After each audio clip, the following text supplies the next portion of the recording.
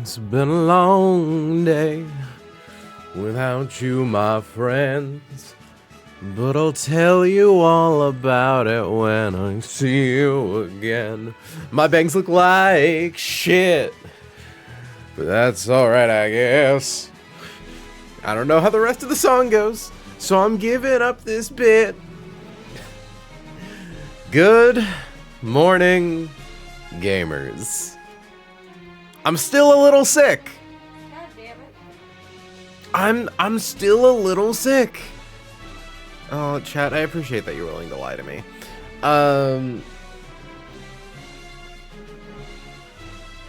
a little off center, and my hand is very white and pale, but.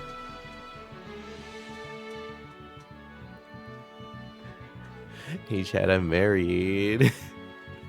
Hey, chat, I have a different last name now. I'm married, chat. Hey.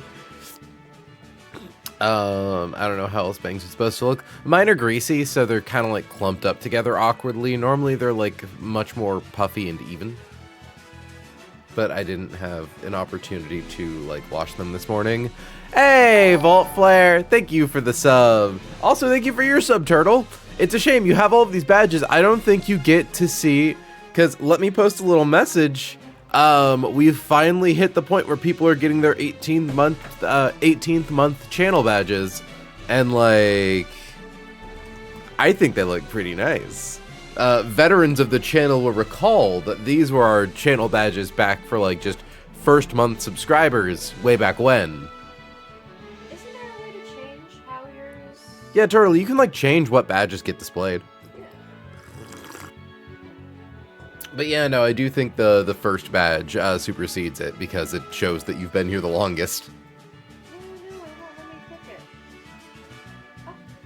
Oh, really? That's so sad. It lets me pick like some stupid Little Nightmares one that I thought was like one of the little moss guys whose bio water. Assuming it's not. Wow, okay. I guess maybe you can't change off founders. I'm so sorry. But yeah, those are finally becoming a thing, which means I need to get a new batch of channel sub streak like badges made because those like were caught up. That's all I had. Given I don't think we unlock the next ones until like 2 years. Hi, Hannah. Welcome to Stream Hun. I am scared. Because chat, the Weather Institute's fucking scary. I haven't played Run and Bun in like a month almost. Like, legitimately, I've kind of like... I've streamed while sick before. I don't mind doing it, you know, I like streaming. I consider it a form of relaxation, you know? And there are some days where I'm like, I could stream, but I'm going to lean on the fact that I'm sick right now to not stream because I'm really scared of going back and trying to figure out Weather Institute and then immediately biffing it. Yeah, I know, right? I was hoping that I would have gotten to get through it a little bit, Volt Flare, but I did get sick right before the wedding hiatus. I'm gonna be tossling with these all day. Okay, yeah, it's...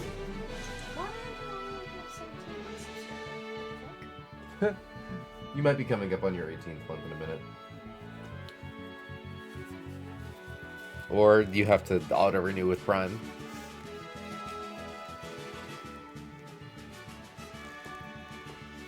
Like, maybe you missed your re-up last month. What?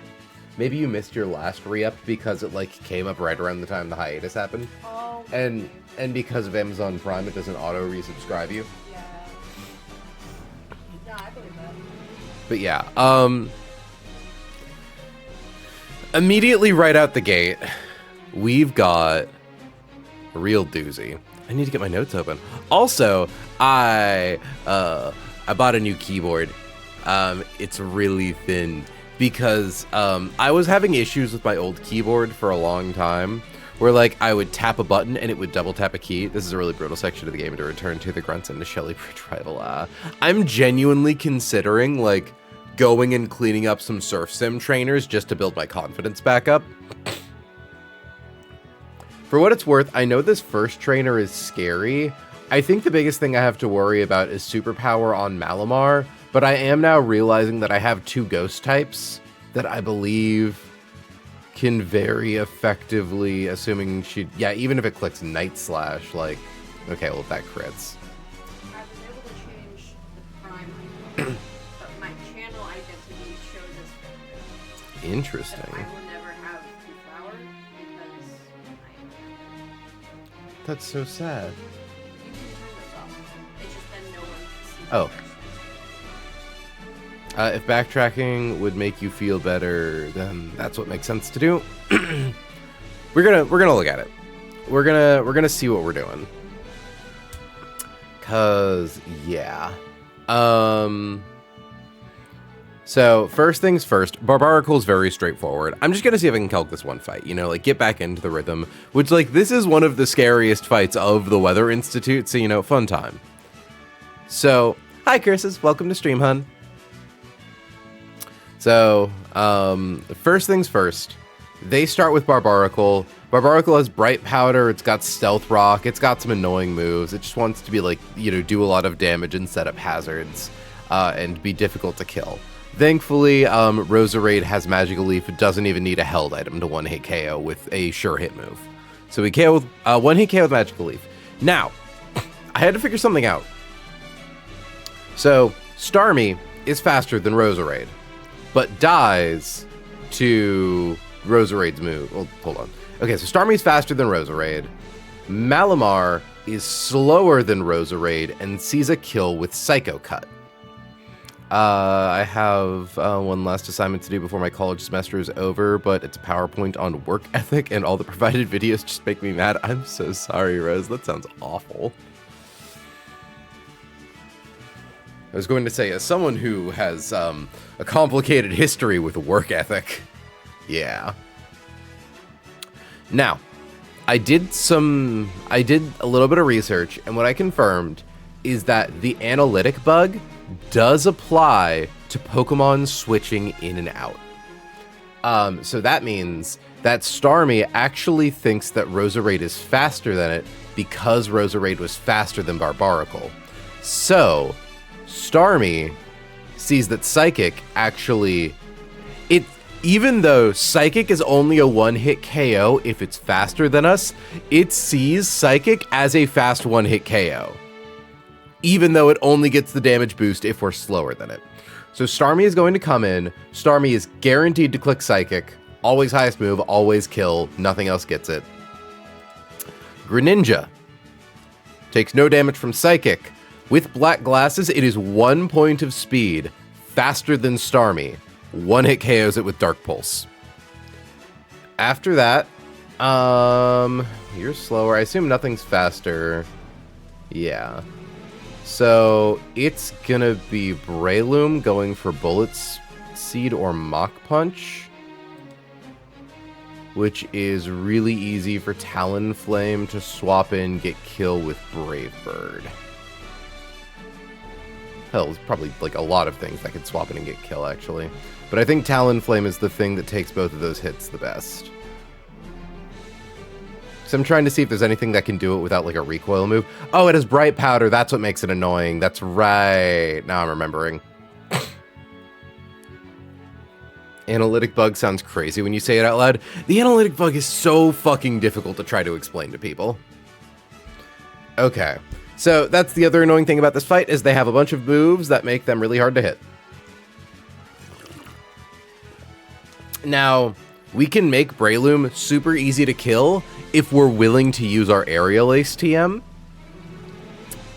which I kind of am. Like, because at that point we just pick the guy that swaps into these two moves the best, right? And I think it's always going to be Mach Punch, right? No, it might not be, because it might not see fast kill with Mach Punch.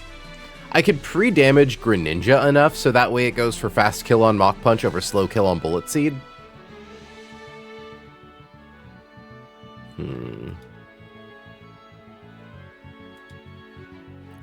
Because we have two options here. We teach something Aerial Ace, and then we let that crush Breloom with Aerial Ace because Aerial Ace never misses. Or we use two Pokemon. So it's going to go for Mach Punch or Bullet Seed. Either way, it's going to hit Eldegoss. Eldegoss, if we give it a Citrus Berry, lives like, getting hit by 40 crit Bullet Seeds at max roll, and drops Breloom's speed. We only need to drop its speed by 1, which means that it's now slower than Corviknight. If I understand this correctly, because Corviknight is faster than Breloom and shows a one-hit KO with Brave Bird, Breloom will never click Spore, will never click Rock Tomb. It'll only ever be... Well, actually, no, it could click Rock Tomb because it's highest damage. Ah, that could fuck it up. Because Rock Tomb drops my speed too, and then it doesn't work anymore. Because I was going to say, I'm like, Corviknight can spam Roost, can spam... Oh, but it can also use Defog to drop its to drop its evasion. The main thing is stopping Breloom from clicking Spore. Yeah.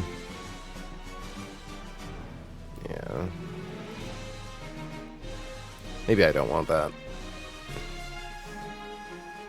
Could it just be raining so we get perfect accuracy with Hurricane? Or like, how much do you do with Poltergeist? Basculegion, do you die instantly? Yeah, you died a Bullet Seed. And Poltergeist doesn't do a lot of damage.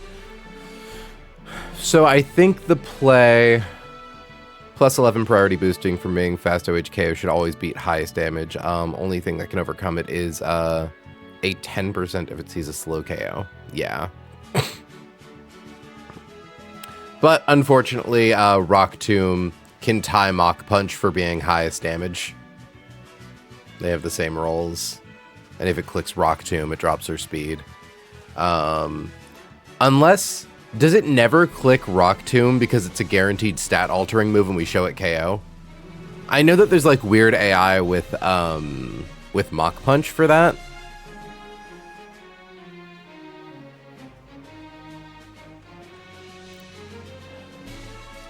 Like, here, where's the AI document?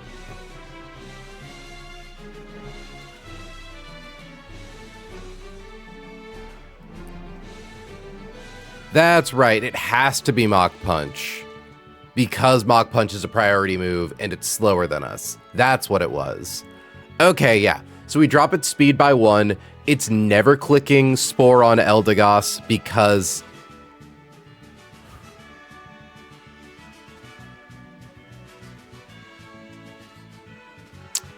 Could it click Rock Tomb on Eldegoss?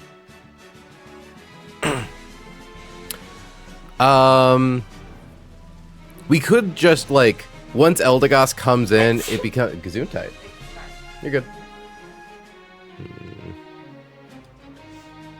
Because non-crit Mach Punch into crit Mach Punch could kill Eldegoss.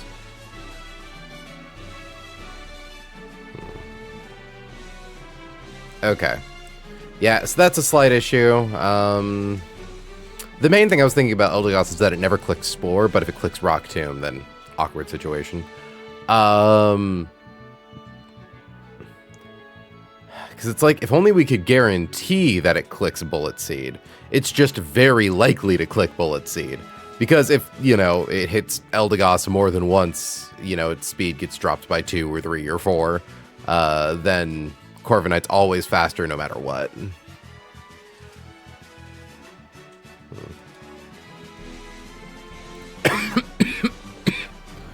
Or again, the alternative here is I couldn't do it on Talonflame. There's too many good moves. Prite Powder's so annoying. Ledian, what can you do? Spore, Rock Tomb.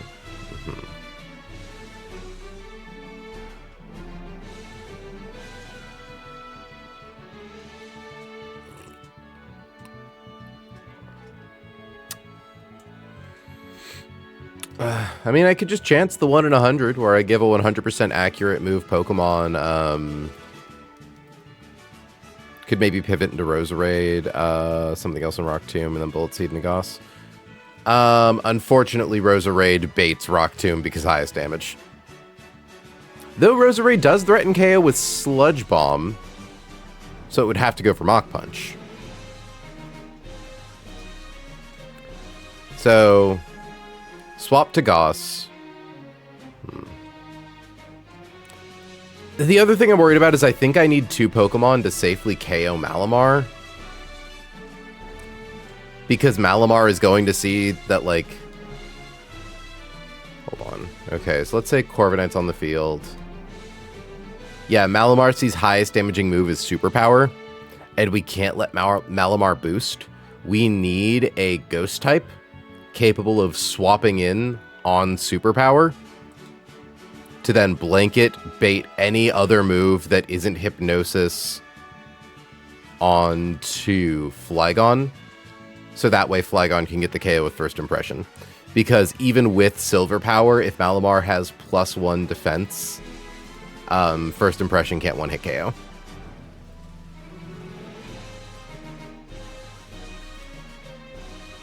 So I think, like, we need the roll compression here. Either that, or we need to, like, kill Breloom with something that dies to Psycho Cut. Which could be Roserade.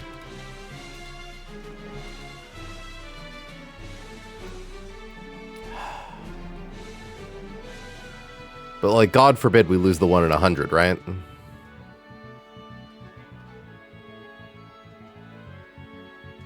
A pre-status to go should do the job. Yeah, no, exactly. So, like, pre-damage... Hell, we could even, like, pre-sleep a ghost type. Yeah. So then it goes for, you know, ideally Psycho Cut.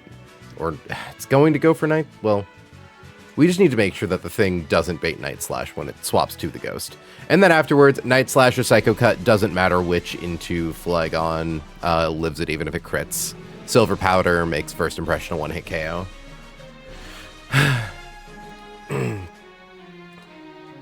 Because we kind of only have one guy. So the thing is, the Scolipede might not seem too dangerous at first. It says it has no item. It has a King's Rock. And King's Rock says every time it hits you, it has a chance to flinch you. And it has Pin Missile, which hits a bunch of times. I believe the strat for fighting Scolipede is not to click Explosion, but it is to give Steelix a Metal Coat. So that, oh wait, no, we don't even need Metal Coat, that's right. So Scolipede Speed Boost boosts its speed every turn. After one turn, it is fast enough to max out the damage of Gyro Ball, because we are slowest possible Steelix. I think, if I'm correct. It's like if we had like a few more stat points, it wouldn't work.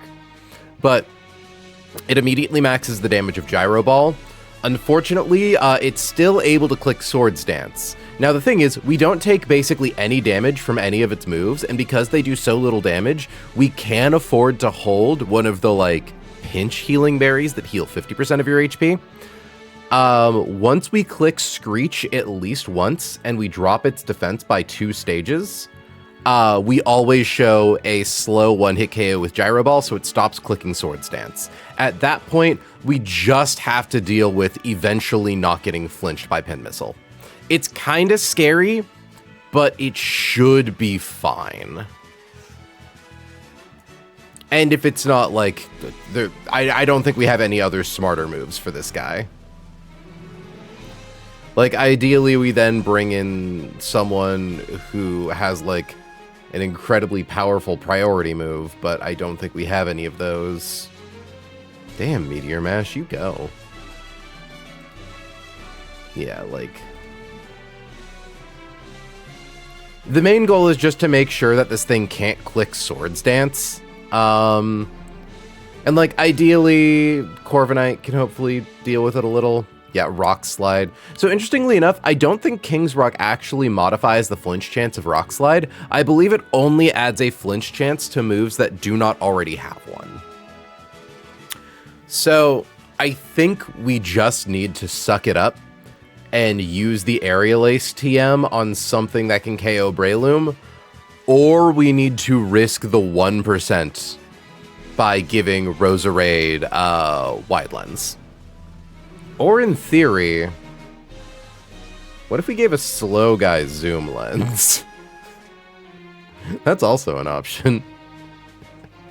But none of our slow guys can kill it. Yeah.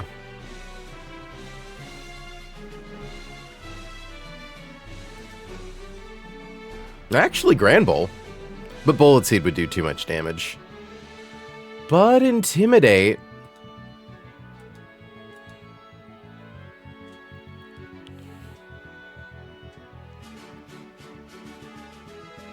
But then it could go for Spore. We would need to pre-status. And pre-burn cuts play rough, so it would need to be Poison, which means we would need to live Bullet Seed and Poison and not hold a healing item. Probably not a good idea. And, yeah. Okay.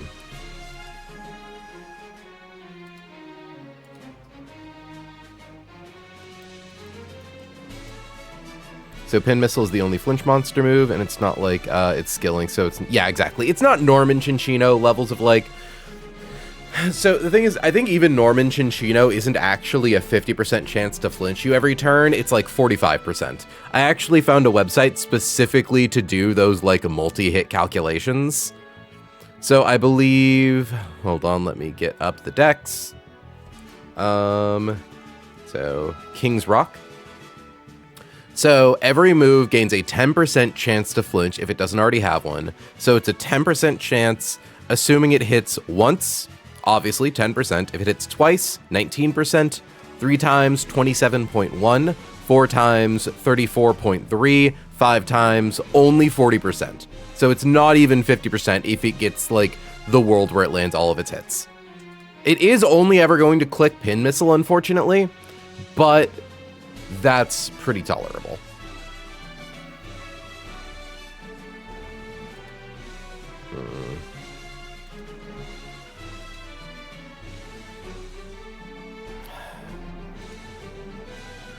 It's like Talonflame could win this matchup so easily. Gyarados gets scared with Bullet Seed.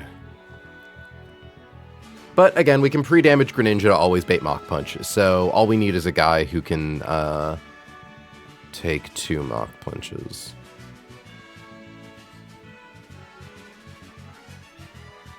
We could click Gunk Shot for the funnies. 50% chance to kill.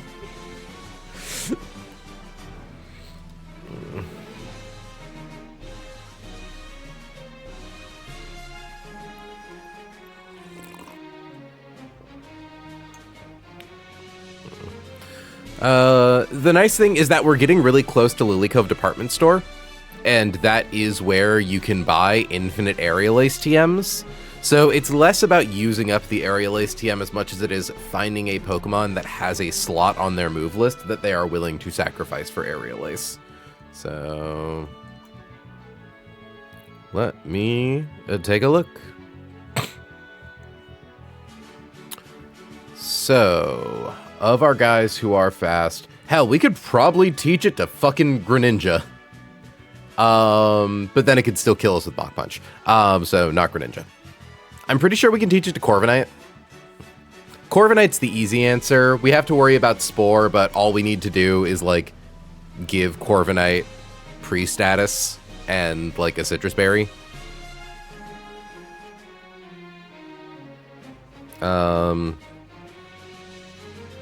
So Absol, Aerodactyl, Aggron, Aipom. It's a lot of guys. I should probably just, like, look at which of my guys I want to teach it to. Kingdra, can you learn it? No, you have a really pressed move list. I don't want to fuck with that. Though actually, after you beat Weather Institute, that's when you get the tutor that teaches you Hurricane, right? Hold on. TMs and tutors.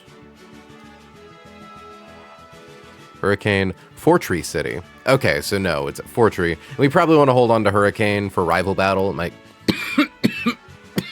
might be useful for bridge rival.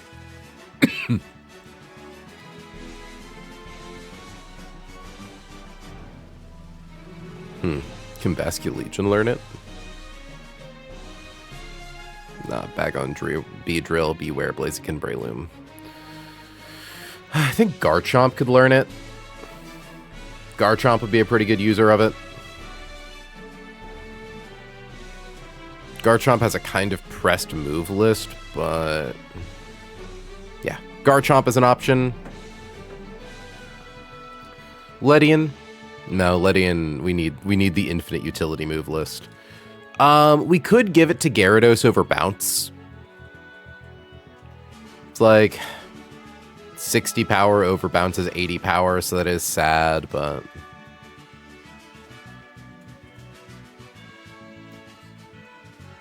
also nice to remember that Gyarados has Intimidate.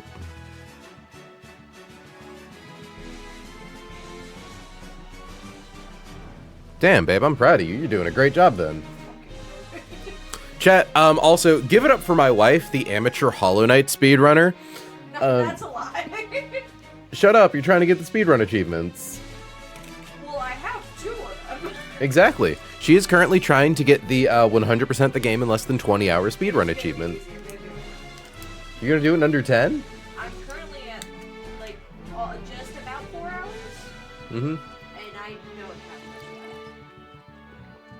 left. She's really cool and really capable. You guys should be impressed. So, Garchomp is definitely an answer. Nidoking? I imagine Nidoking could probably learn it. Could he kill with it, though? Likely.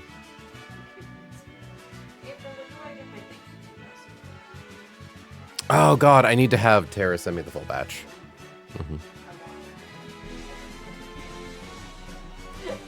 Wait. Wait, that's insane. Can Nidoqueen learn it, but Nidoking can't? Wait. Wait. Nidoking, can you really not? You can't learn Aerial Ace? Why? Oh my god, cucked. It'd be really funny if Togedemaru could learn it, but then it would just die to Mach Punch. Oh. Lucario could probably learn it.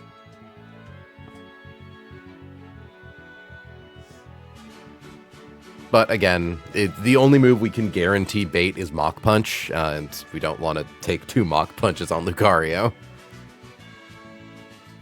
Who actually could Roserade learn it?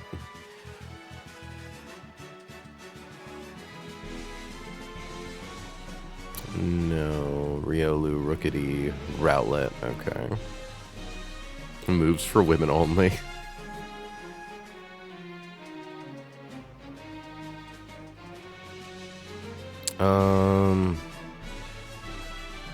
Seismitoad? Do you even live 2 Mach Punches? Yeah, you do.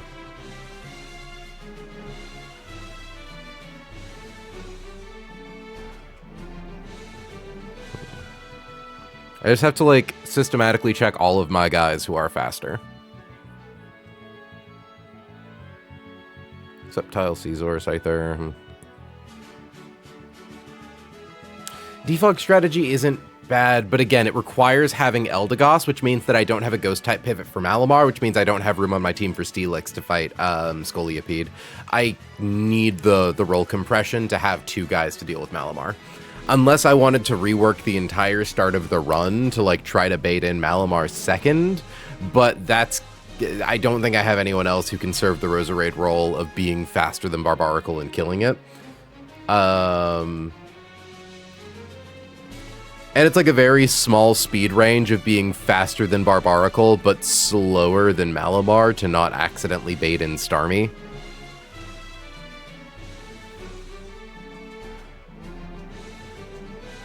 Like, Aerial Ace is feasible. We can teach it to Garchomp. If we truly need to, like, yeah. We take, at most, 2 Mach Punches. Like, just confirming.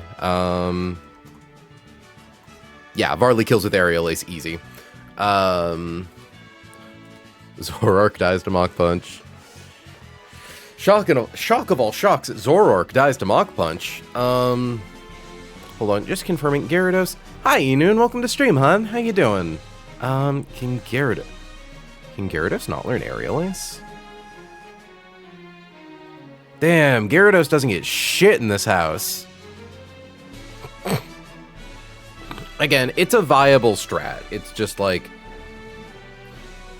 It's just a question of who can Rapidash learn it.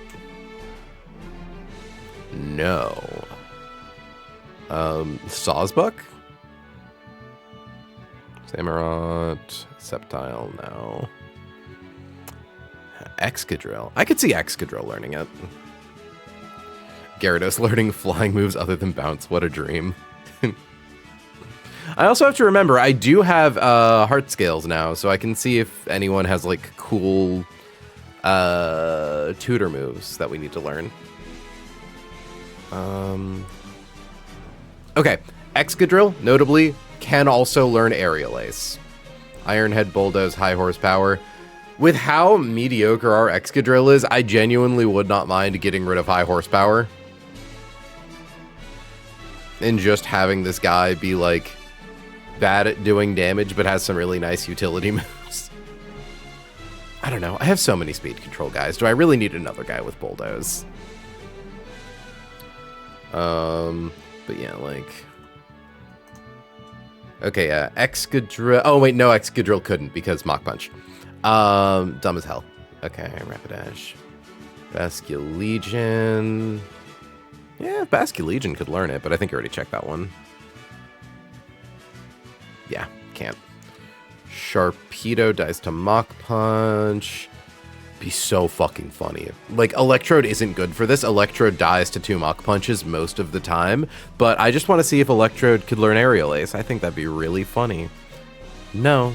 There are only 3 Pokemon whose names start with E that can learn Aerial Ace via TM. Empoleon, Escavalier, and Excadrill. Yeah, it's looking like... I mean, if I wanted to be funny, I could make it Flygon. But then we risk having not enough HP and would make swapping into Malamar later dangerous. I would have to swap because we specifically need First Impression to be able to kill Malamar and get around Quick Claw. So, definitely not you.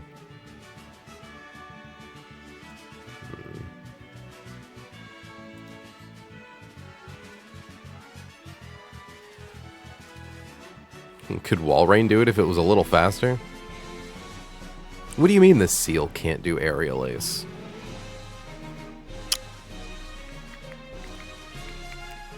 Kingdra, I don't think I actually bothered checking you.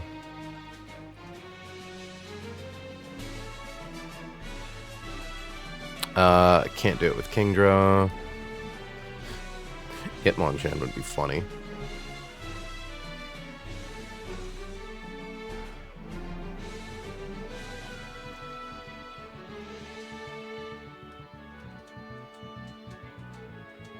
Ah, Hitmontop can learn it, but not Chan.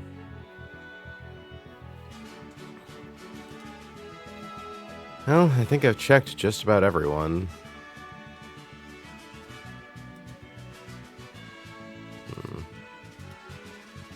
Yeah, because Lucario dies to Mach Punch.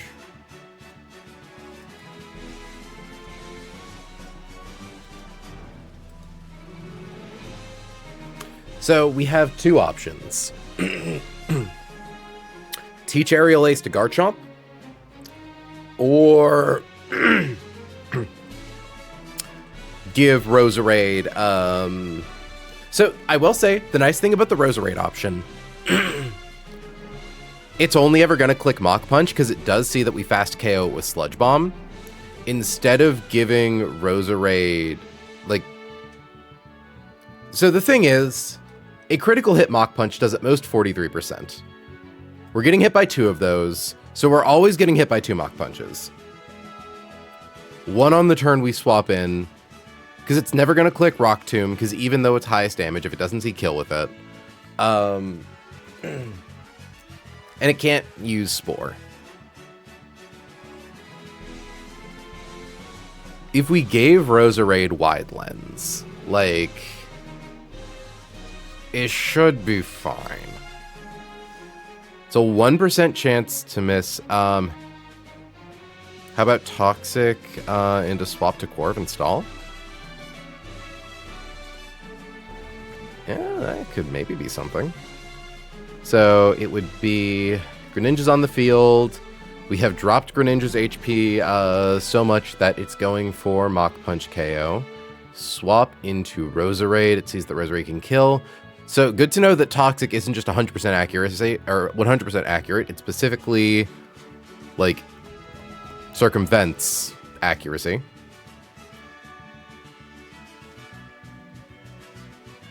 The issue would be Breloom sporing Corviknight. I would need something that bulks it better than Corviknight. Unless I wanted to use Eldegoss or something to drop its speed. And then we're kind of back to square one a little.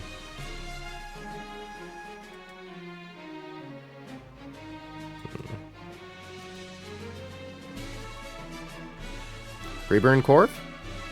Yeah, Freeburn Corv would do it. Because none of his moves do more than 50%. Give Corviknight a citrus berry.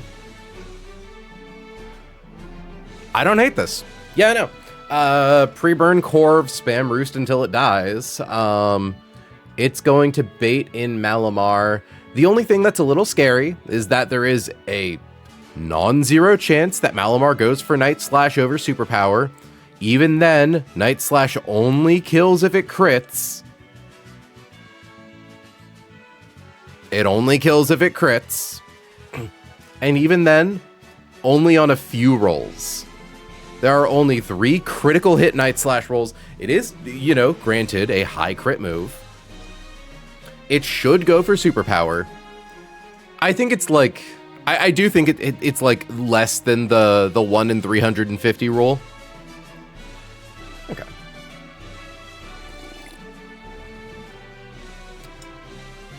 Man, you know, I'm really glad that we finally get to do some fun toxic strats. I've been really itching to free up Roserade's 4th move slot, but we just haven't ever gotten to any other guys with toxic. And it's so nice that we're finally like, specifically, yeah, it's Corviknight and Roserade, toxic stall besties for life. And Altaria sometimes. Good job, Sterling. You've been doing great.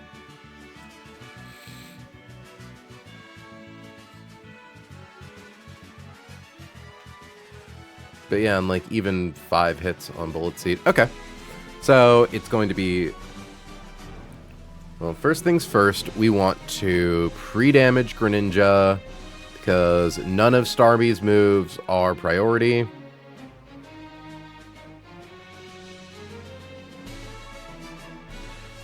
Okay, and you... Yeah, Expert Belt. Okay. So we want to pre-damage Greninja to 158. Equip Gren with Black Glasses. Pre-damage Gren to 158. So that way it goes for fast kill on Mach Punch. It's never going to go for Spore because it sees a kill. Never going to click Rock Tomb. Swap to Braille. Also, pre-burn Corv. Also, Hannah, thank you so much for being here, reminding me that pre-burn is a thing you can do. Like, honestly, I'm having an easier time diving back into this than I thought I would, but there are small dumb things like that, like, I do need someone to remind me is, like, part of the tools in my tool belt. Okay, so, swap to Breloom. Swap to Rose. Ooh. It never 2-hit KOs us. Use Toxic. Swap to Corv. Spam. Roost until KO. Oh, golly, what was that? Thank you very much for the sub, Sebastian. Welcome to stream. We're doing a really, really annoying fight as our kind of trial by fire back in the saddle. But so far, so good, I think. Okay, so Roserade comes in, gets Toxic off on Breloom. So it's...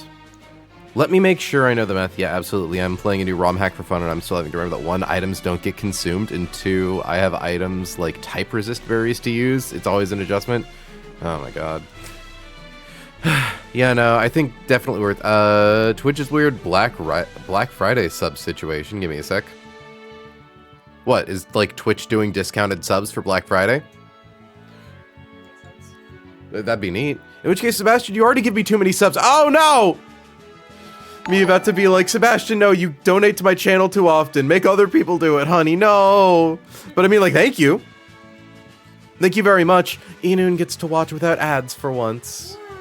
Wow. Wow. But also, thank you very much, Sebastian. I do very much appreciate you, sweetie. Yeah, that's right, Sebastian. You've seen my girlfriend now. Several people have. Let's say Hun, Lake Mojave in chat. That's Sebastian. She's the one. Yes, Sebastian is the one who, like, helped me properly launch this little platform I've got going. To be fair, there were a lot of people to interact with at the wedding. Girlfriend, I thought she was your wife? No, Mintmod is my wife. Inun is my girlfriend. Excuse you, Tamaru, you're not the only one with a polycule, given I technically Look don't... at it. There's a ring on it. I technically don't have a polycule, I just have multiple people. I nearly said multiple girlfriends, but no. I know that you do not like it if I call you my girlfriend. I'm your wife. You are my wife. You are my wife. It's on paper. We turned it into the county clerk. You're my wife, but also you are still my girlfriend. That's true. Love to see it multiple girl people. Girl people. The Goyles. Just call them the Goyles. April is having more than one partner means you're poly, a fucking plonker. Well, I know I'm poly. I just think a poly... Doesn't the definition of polycule specifically mean, like, multiple people all dating each other? Like, I am poly. Yes, absolutely saying that. I'm saying I don't think I've earned polycule rights.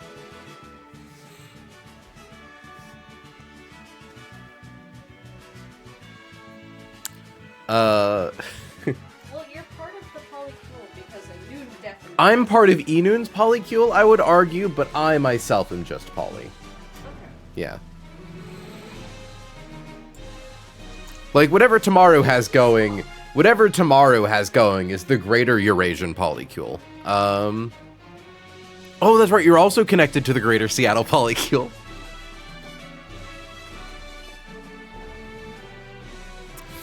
Anyways, chat, be like Sebastian. Donate to your favorite small streamer, Mayflowers429. I just had a wedding. It was really expensive. You don't actually gotta do it, but like, if you're feeling a little generous, I did just use some of my monies to buy a Steam Deck on Black Friday. Oh golly, my wife. Well, thank you, my wife. Enjoy your sub, third monkey. And give her a little present. Give me a little present. Who doesn't deserve a little treat sometimes? Gosh, gee willikers. I was doing the math. I wanted to make sure, because this Braleb has no healing. From what HP? Like, how many turns does it take Toxic to kill something from full HP? Hi, Suples. Aw, it's always nice to see your face in chat. I know that you're in here, like, pretty regularly. You are, like, one of our most lurkery lurkers, but, like, it always warms my heart to see you posting. Can't do right now, I just bought cassette. Well, also, Tamaru, you just got fucking shattered upon the concrete. Like, give yourself some time to recover. I understand. Even if you have that good European healthcare, that is it free, or is it just that it costs significantly less? Like, it costs You got beat up by gravity. Mm-hmm. Okay, 5 turns brings the damage. Okay, so 6 turns means swap to Corviknight, Roost. Should be good. We'll give it a Citrus Berry just to make sure. Also, warning, ads coming up. Who's even gonna watch the ads? Everyone got a fucking gift sub. Yeah, you're welcome if you got gifted. Exactly. Everyone say thank you, Lake Mojave. Also, hold on, wait. Why aren't I shouty-outying you right now? We have a fuckload of people in here for some reason. That's a semicolon. That's not an L. Bish, the fuck you doing right now? Tell my people the fuck you doing right now. Thanks Mojave. There we go. Everyone post exclamation mark thanks Mojave in chat. No, it's thanks Mojave. Thanks Mojave. All right. So swap to Roserade. I don't think there is anything that can stall Breloom better than Corviknight.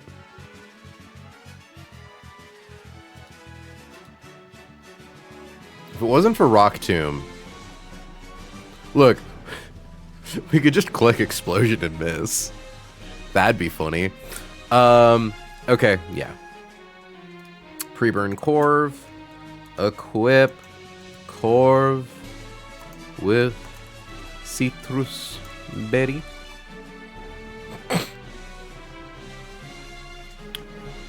Because we do need to acknowledge that theoretically two critical hit Mach punches plus burn damage. I think they only kill if they like both high roll, right?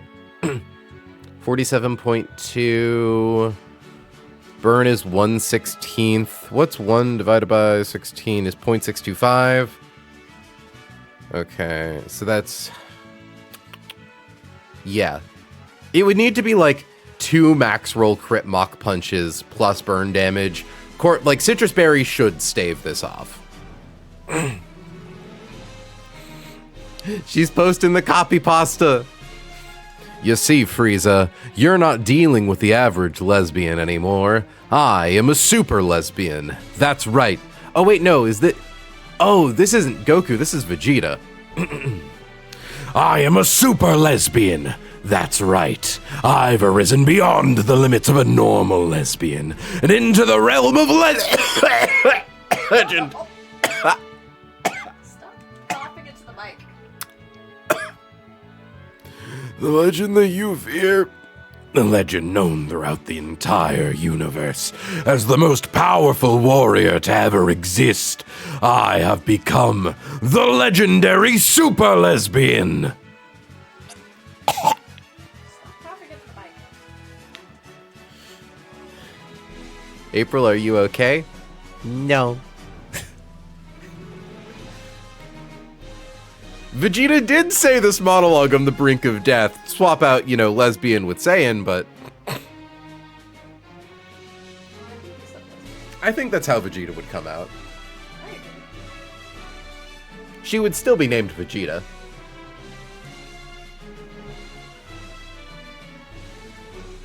Lesbian Vegeta. Or is Vegeta the legendary he-him lesbian? Ooh. The legendary super he-him lesbian. God, people are gonna love this in the VOD, in the fucking YouTube upload.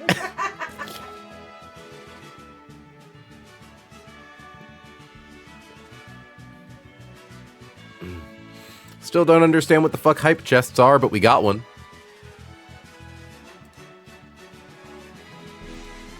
I think Piccolo's allowed, Piccolo definitely is allowed to be a he-him lesbian.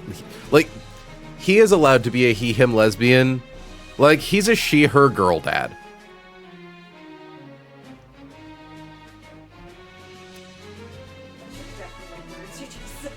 This is the content, April. You're right, Hannah. Of course. Who the fuck's actually here for run and bun?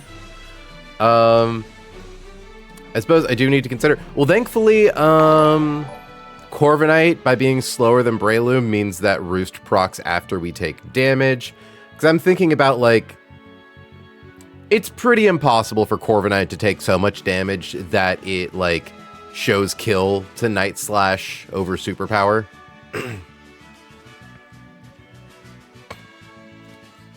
And honestly, do I pre-sleep Basculegion?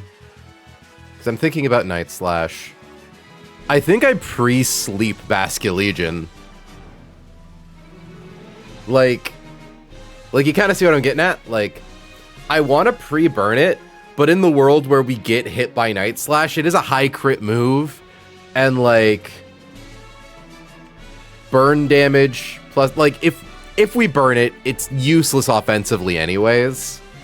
And if we poison it, crit Night Slash always kills. So I think we pre-sleep it because that makes us take no damage because we don't actually need to do anything with Basculegion beyond, not get hit by Superpower. Okay, so spam Roost until KO. Pre-sleep Bascu. Sorry, Bask. Swap to Mala. Swap to Bask. Oh wait, also. Okay, so get Basculegion up here. Get Flygon up here.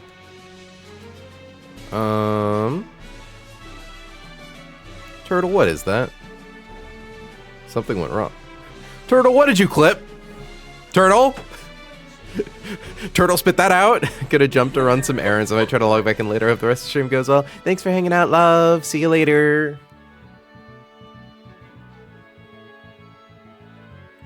Turtle, spit that out. Drop it. Turtle, drop it.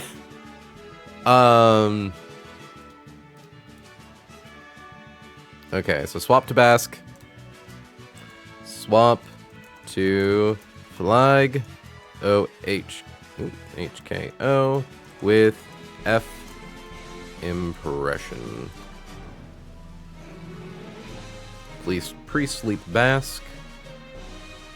Equip flag with silver.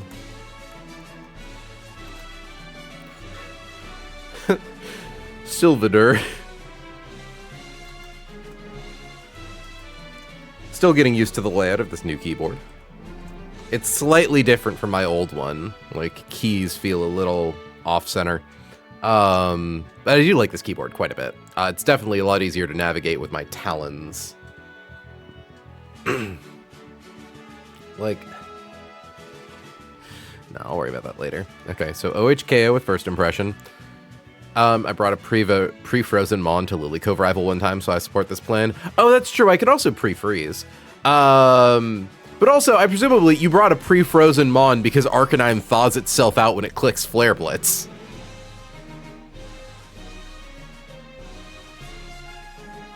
Nope. Was it because Talonflame? No. Okay. But yeah, so I'm going to assume that is in support. It literally did nothing. It was a popsicle. Love that.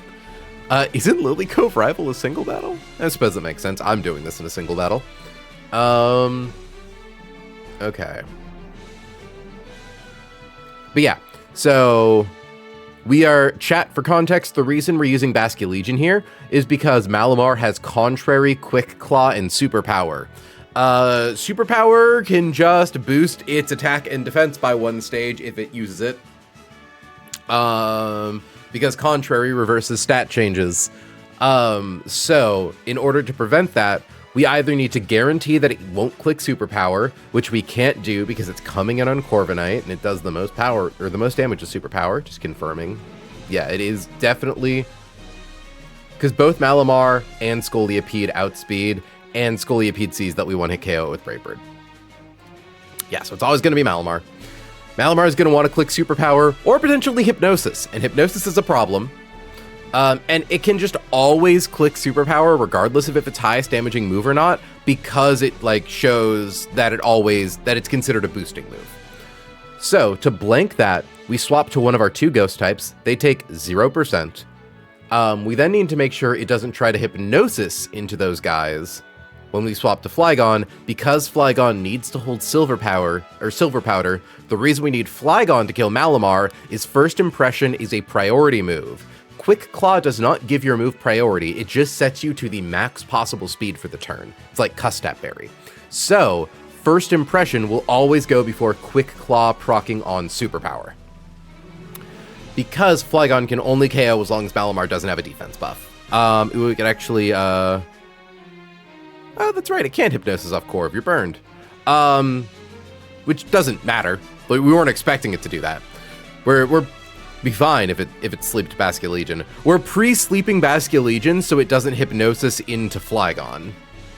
And we're using Basculegion so that way it doesn't land a Superpower, thus blanking First Impression. Because then we only do 75%.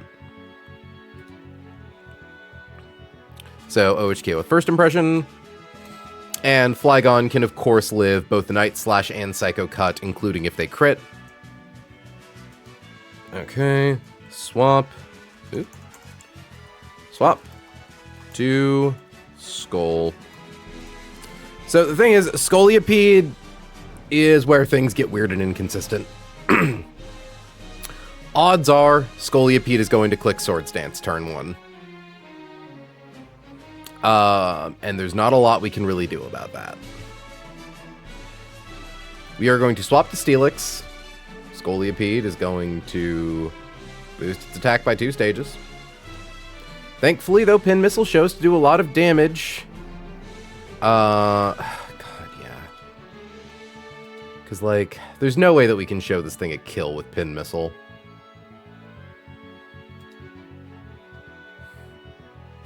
Well, actually, Wait, no. Because we know that Flygon is swapping in on Night Slash or Psycho Cut, we can pre-damage Flygon to be 1 HP above highest damage crit roll. So that way, it clicks the move, even if it doesn't crit, we take 30% plus the like 50 we pre-damage, we guarantee bait like Pin Missile, Rock Slide, Smart Strike. So that way, it doesn't Swords Dance on the turn we swap to Steelix. We want to, ideally, if it uses Swords Dance, be on the turn we use Screech, because then it locks it into only ever using the one Swords Dance. Hurting me like the punch bag? Indeed, Tamaru, indeed! That being said, chat, I need to use the bathroom, so I'm going to be back in a couple of minutes.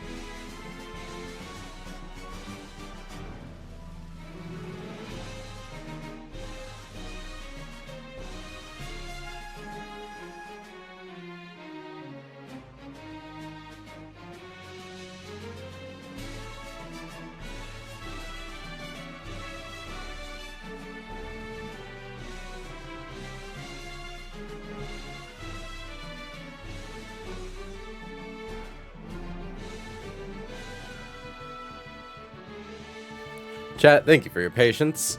Ow. Anyways, we were playing Pokemon. Oh, I meant to get water while I was downstairs. Silly. Oh well. She uses me like the punch bag. I do use you like the punch bag. Thank you for being good punch bag. So, yeah, we need to pre-damage Lixie. Okay, so 66. Ideally. Well, 66 plus the lowest roll on Night Slash.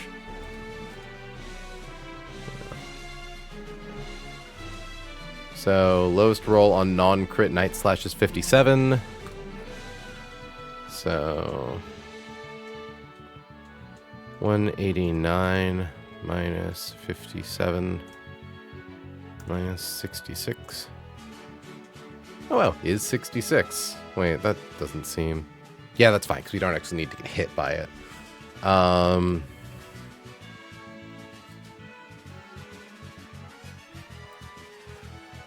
So, let's assume... Okay. Flygon has 189 HP. It gets hit by Night Slash or Psycho Cut, doesn't matter. It takes the lowest possible roll of 57. Is my broken ankle not enough to sate your sadism? Unfortunately, you need to be delicious bait for the bugs. The bugs need to think that they can kill you so that they do not dance with swords. Also, I need to put my ring back on.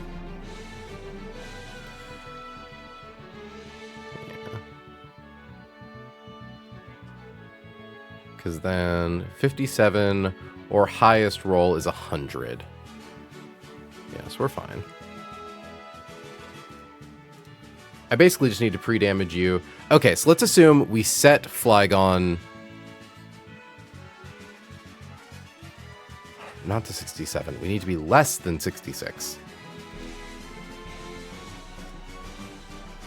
So, highest roll, critical hit Night Slash... Sorry, I'm like trying to remember how to do this math. I know how to do this math. I just need to remember. Is 100. So if we set you to 101 HP, so that way you always live critical hit Night Slash or critical hit Psycho Cut. And then you get your kill with Silver Powder First Impression. In comes Scolipede. The lowest roll on Night Slash is 57, so 101 minus 57 is 44, which is low enough. So yeah, we can drop Flygon to like 110. It doesn't matter. Okay, yeah. So we want to pre-damage Flygon to 101.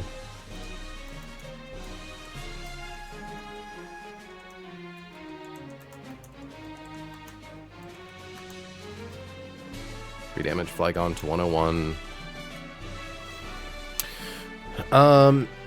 So, we KO Malamar. In comes the last Pokemon, Scolipede. Scolipede has speed boost, so every turn it gets a little faster. Doesn't matter, it's already faster than Steelix. But we're going to swap to Steelix because it sees a kill on Flygon. It's going to go for presumably Pin Missile. There's a chance it goes for its other moves. We would prefer to see that, but it's not mandatory. So it goes for Pin Missile. Steelix comes out. Against Steelix, Scolipede does think that it can set up with Swords Dance. We are just going to click Screech until Screech goes through. Pin Missile has like a 30 to 40% chance to flinch us whenever it clicks it. But again, notably, that's not like 9.8% per hit.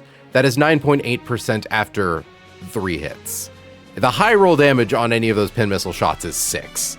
It would take a lot of turn without this thing sword stanced up. So like if it keeps spamming Pin Missile instead of clicking Sword Stance, eventually we won't flinch and then we can use Screech. Or if it immediately goes for Sword Stance, it does get its +2. It does become more powerful, but we're guaranteed to get Screech off because it didn't attack us that turn, at which point its defense is at -2. And you might think, well, that doesn't one-hit KO, but because of speed boost, it becomes faster than us, so Gyro Ball one-hit KOs. And at that point, we just leave Steelix in with a pinch healing berry. Since it's always using pin missile, the most damage it can ever do with one shot is 18. If we do the things that are like 25% HP or less, it always procs, giving us the most healing possible. This is basically like Durant again. Yeah, so swap to Stee. Use Screech until it goes through. And given, of course, there's a chance that Pin Missile high rolls if it gets like 5 hits. But again, because it's all a bunch of small incremental hits, it will always proc our Healing Berry, giving us even more time. So what we need to figure out is I actually need to boot open the ROM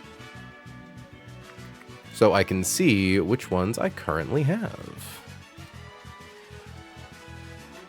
Here. Since we're just about done with this calc. Oh, perfect. It's been a minute, old friend. Oop. What are you doing there? Get out of there. One of the assets from yesterday's stream. I guess I forgot I tested it on this menu. Technically speaking, I am the speaker right now.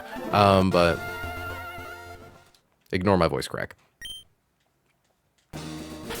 So, which of the healing berries do we currently have?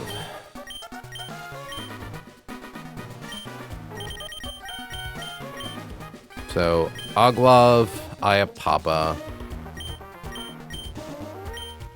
Is it just those two? Okay.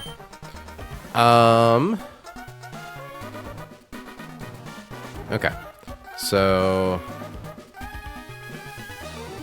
confuses if minus special defense nature. Our Steelix is minus speed. Is that the one we have more of? Yeah. So we give it an Aglav berry. So equip Stee with Aglav berry. Yeah. I say limiting Scolipede to only ever being able to get off a single Swords Dance is very good for us. That's like it basically makes it so that the math is always going to work out in our favor, extrapolated out long enough. And like if it doesn't, it's like I can't control for a 1 in like 20,000 chance, you know. Use Screech until it goes through. KO with G-Ball. G-Ball. All right, shit, I guess we're doing a fight. I guess we're doing a real fight for real. Okay.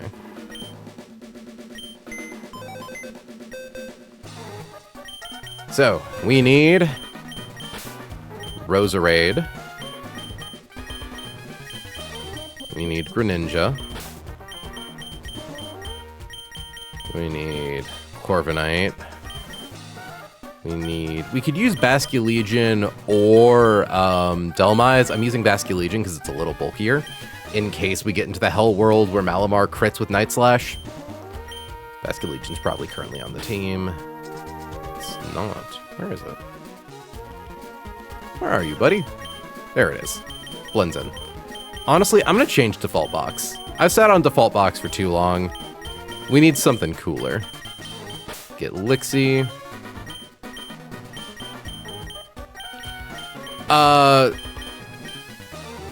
Sebastian.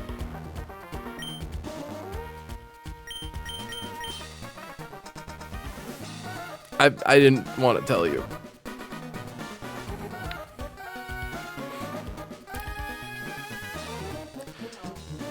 Yeah. I brought a Pokemon to be sacked in a fight, but the RNG during the first chunk of the fight went so well that Marguerite was in a position to KO the thing that she was fighting, which would save that sack Pokemon from being killed. all she needed to do was not get crit by Gunk Shot. Gunk Shot, a move that has less than perfect accuracy. So it's like, as long as she dodges the crit, or just flat out dodges the move, we get to save a sack. And then she got crit by Gunk Shot. I was devastated by that. Marguerite pulled her weight so much more than I could have ever expected. Also, like, our box has a really bad habit of dropping really solid dark types.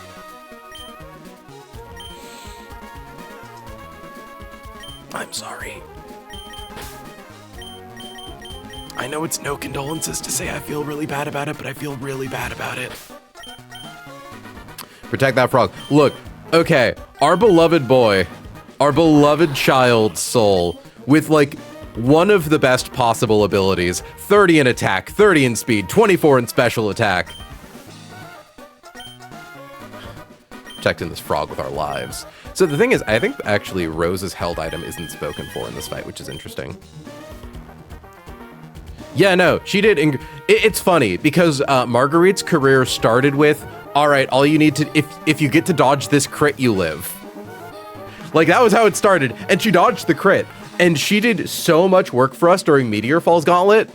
Like, straight up, I was so shaken by losing her in that fight that I'm like, I can't calc this next battle. I think I just need to call stream. Like, trust me, it was not a thing I did lightly. Black glasses. Willow gets, oh wait, well, let's just do this in order of my little notes. So next up, just confirming, we need to pre-damage Greninja to 158. Also just confirming, yeah, nothing on their team is faster than Greninja. So it goes to the first thing that could come out and kill it. Just making sure I have swap order right. Yeah. It'd be really awkward if I didn't. It wouldn't be that bad, I don't think, but it'd be fine.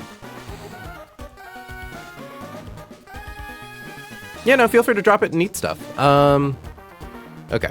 So, 158. Tools, scripting.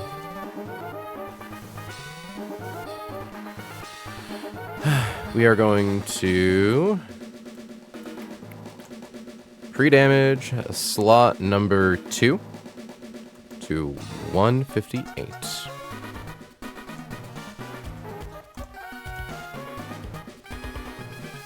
We need to pre-burn Corviknight. So, pre-burn slot number 3. Should back out of this menu.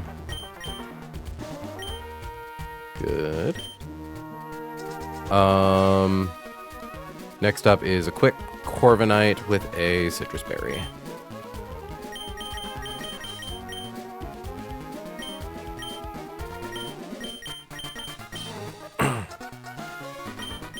Diosa, we just need to pre-sleep. So, pre-sleep slot 4. Pre-sleep 4. Equip Flygon with Silver Powder.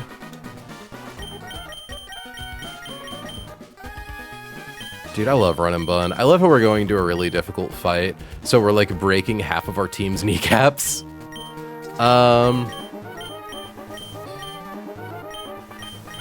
What am I looking for again? Silver Powder. Probably higher up.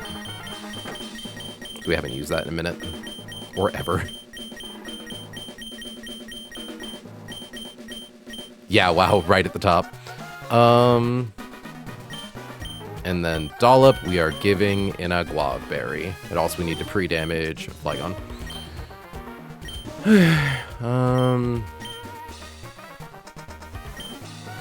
Pre-damage Flygon to 101.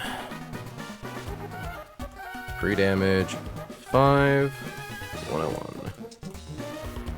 Okay. Does this team not scream, ready for a really difficult fight to you? So, equip Greninja with black glasses, pre-damage Greninja to 158. Pre-burn Corvisquire. Equip Corvisquire with Citrus Berry. Pre-sleep Basculegion. Equip Flygon with Silver Powder. Pre-damage Flygon to 101. You may not like it, but this is what peak Pokemon performance looks like. You're right, though! Equip Steelix with Agloff Berry. Okay. Our flex slots now are what do we want to give Roserade, what do we want to give Diosa? And I think the answer is just... I think we give Roserade a Citrus Berry in case, like, Breloom high rolls with Mach Punch and then tries to go for, like, in theory, critical hit Mach Punch could bait Rock Tomb. Well, but wouldn't heal off of that.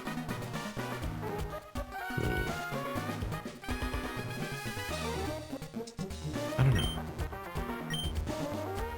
Because we're definitely getting hit by 2 Mach Punches. Can't be Spored.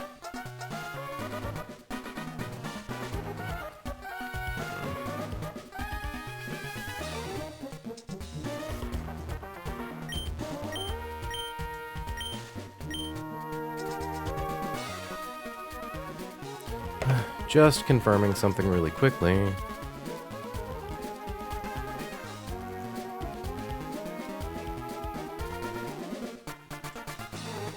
Oh, wow, yeah. Toxic straight up hits, like, Pokemon in the middle of Fly or Dive, if you're a Poison type. That's funny.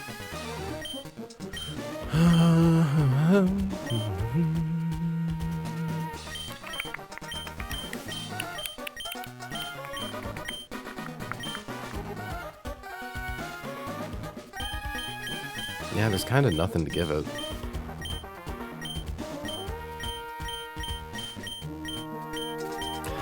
Gonna give it Norenberry.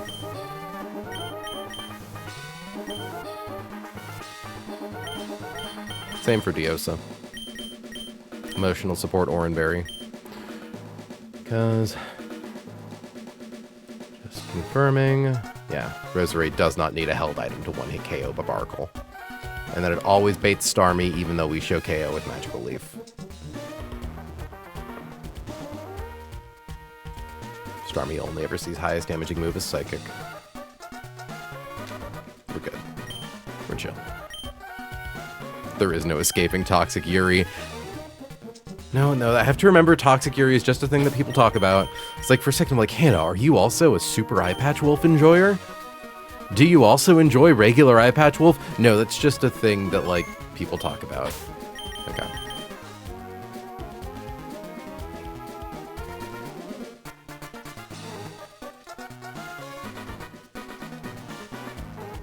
Yep. Highest Night Slasher Psycho Cut can do is 100.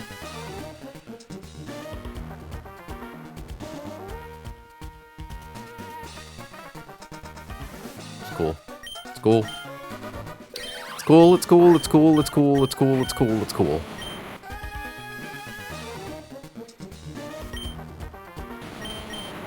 Okay, good, I did finally put Explosion at the bottom of the move list. I also watched Super Eye Patch Wolf, but I haven't seen all the regular Eye Patch Wolf, so I'm missing this particular reference. It's from the regular Eye Patch Wolf Dokapon Kingdom series. Highly worth watching. If you've heard him utter the name Kathy in any of his content, that's why. I had a moment that, like, recently going through Canopy for Indian movies to watch where I'm like, I don't know what that means. Person who's only seen RR, I'm getting real RR vibes. Got it.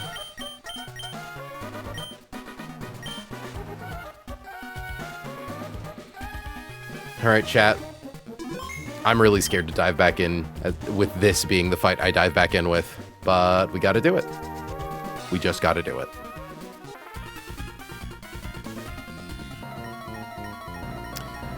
Okay.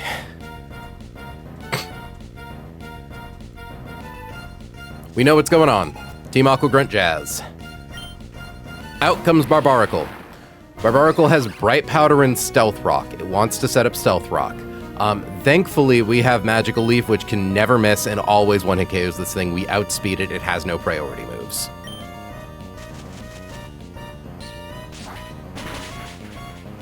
Now, the AI would send in Malamar next, but because of the analytic bug, Starmie sees that it can fast KO us even though it can't. It's faster than us, but it can't KO.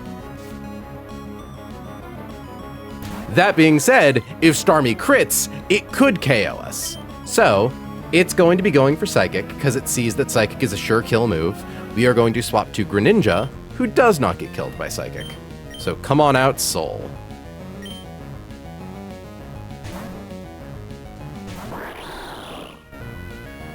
We are immune to Psychic. Soul is a single speed point faster than Starmie. We can one-hit KO with Dark Pulse, because we are holding black glasses. It is 101%. Soul is faster than all of the Pokemon on this team. Breloom both possesses a priority move and is first in slot, and it sees a kill. So it is going to swap into Breloom.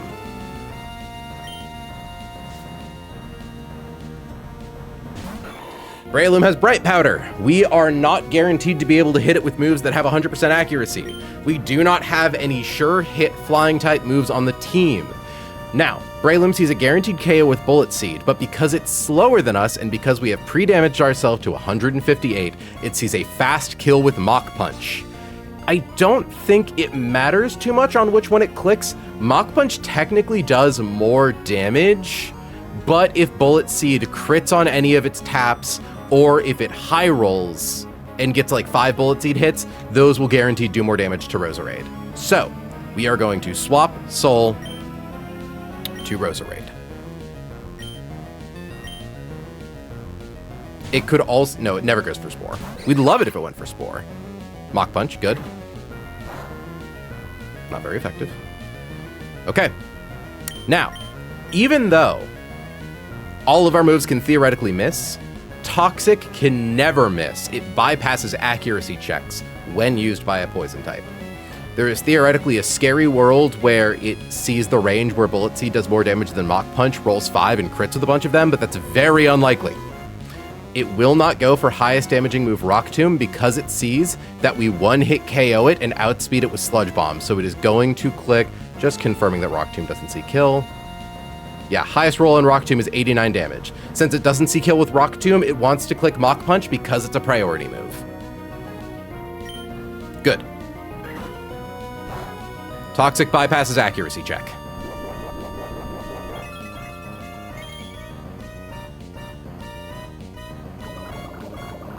Breloom dies in 6 turns according to Hannah's calculations. That's turn 1. It is now likely to go for Mach Punch again. We are going to swap to Corviknight, who takes at most 31% from Mach Punch. Corviknight does take a good chunk of damage from Mach Punch. We pre-burned Corviknight, right? Yeah. We have pre-burned Corviknight, so that way it cannot be subject to Spore.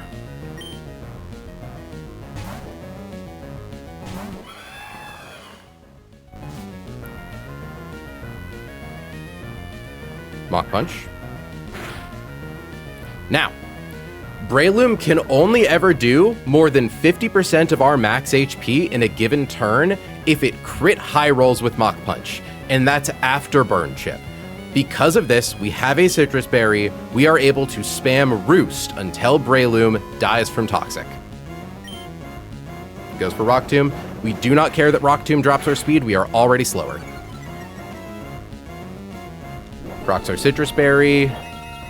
Plus Roost should bring us back to 100% HP.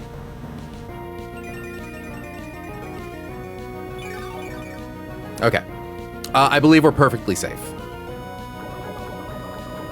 The only situation where things were maybe hairy is if, like, no, I think Citrus Berry saved us from the double crit, like double high roll crit. Okay. Now we just click Roost. I think it's always going... I don't know if it's always going for Rock Tomb because it technically drops our stats, or it just keeps seeing that it's getting a higher roll than Mach Punch. Mach Punch and Rock Tomb have the exact same damage ranges, so I think it's just a coin flip, basically. And because we're slower than Breloom, this does mean that we will be at 191 HP consistently once it goes down.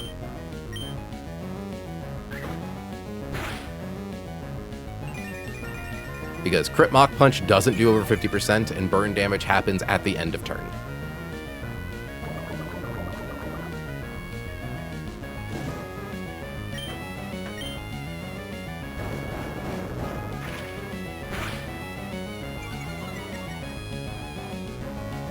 Okay. We are slower than both of their next two Pokemon. Scolipede sees that we can one-hit KO it with Brave Bird. Malamar sees that it does more damage than Scolipede. It should always be Malamar next. We KO Scolipede, we don't KO Malamar.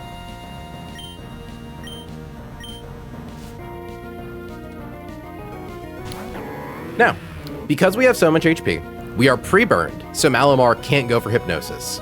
It really wants to click Superpower. There is theoretically a very small range of probability. So there's just a chance that it goes for Superpower anyways because it sees it as a stat boosting move because of Contrary. There is a very small chance where if it looks at the damage of its moves, it sees that Night Slash does more damage than Superpower. Superpower's lowest roll is 56. The highest roll on Night Slash is 58. There are 3 Night Slash rolls that are higher, 2 57s and a 58. So it's kind of awkward. The only way that Malamar does something bad here is if it sees Night Slash, crits, and high rolls. So yeah, I think that's basically it. We want to see it click Superpower because we are swapping to a Ghost type. There are only like 3 ranges on a critical hit Night Slash that kill Diosa. Superpower, we're fine. Okay. It's now going to want to go for Night Slash because that is the move that does more damage here. We have pre-damaged Lixie, so that a critical hit Night Slash max roll will leave her with at least 1 HP left. We want Lixie to take as much damage as possible without dying. And it can't click Superpower because we're a Ghost type. It can't click Hypnosis because we're already asleep.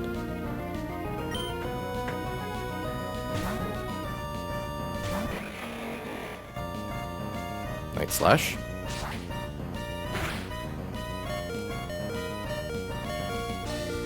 That's actually good for us. So I know this sounds crazy. Lixie dropping to 5 HP is really good for us because that means that Scolipede is choosing a random move when we swap to Steelix. And like it was normally going to go for Pin Missile. Random move means that it could potentially click moves that do less damage.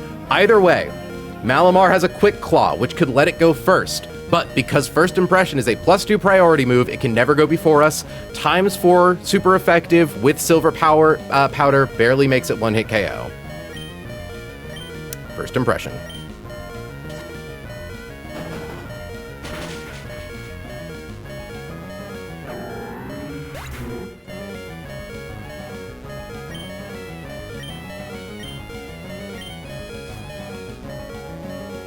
Everyone say thank you, Utility Dragon. In comes Scolipede. Now, because Scolipede sees a kill, it's not going to click on Swords Dance. That's the most important thing here. We can deal with a +2 Scolipede. We can't guarantee dealing with a +4 Scolipede. So by forcing it to attack here, we want to see it use a move that isn't Pin Missile. The best roll here would be Rock Slide. Smart Strike's fine. Even getting Pin Missile is not that bad. It's just we want to take as little damage as possible. So we swap to Dollop.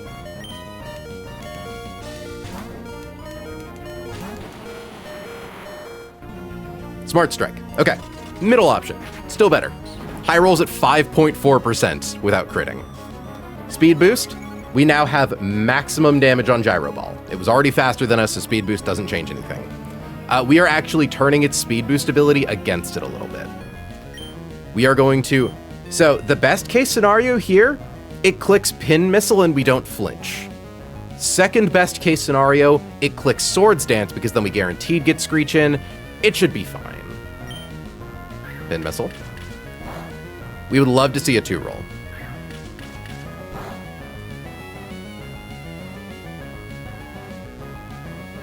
No flip, let's fucking go!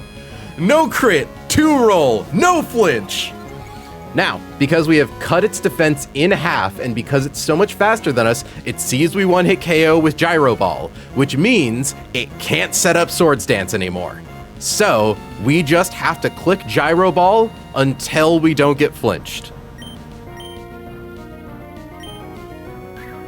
Can we get another 2-roll, just for the funnies? We have maximized our ability to survive. Insane. Critical hit, sure. Sure, Dollop, why not? Fucking dog walk him. Low roll, no flinch, no crit. Critical hit from Dollop for some fucking... Chat, crit mattered.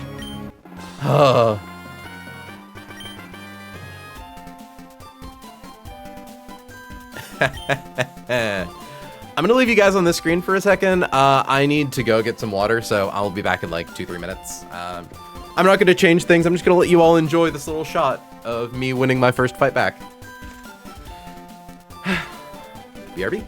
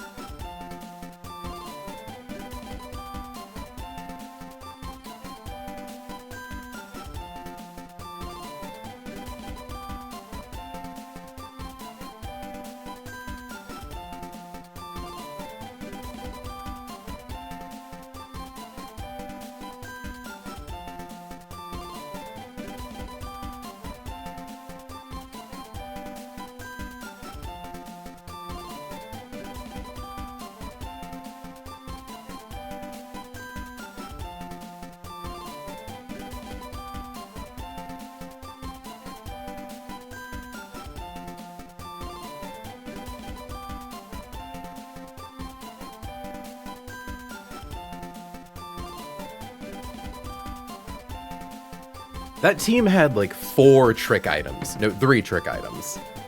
Honestly, no, 4 trick items. Trick items are items that like don't have a guaranteed predictable effect. So like Quick Claw, Bright Powder, King's Rock, things that make it impossible to like consistently calculate the fight. And like we fucking cleared that with a plum. Hannah, thank you so much for the brilliant Roserade Toxic line. I did forget that. I just kind of assumed that the thing that makes Thunderwave and Toxic more accurate was that it was 100% accurate when used by a Pokemon of its type. I didn't realize it was a no-miss move. Gotta get back to job mines. Well, thanks for hanging out, Seb. And again, thank you so much for the gift subs. Wishing you a good day at work. Chat, you can really tell that I'm not feeling well because I'm short of breath from climbing the stairs.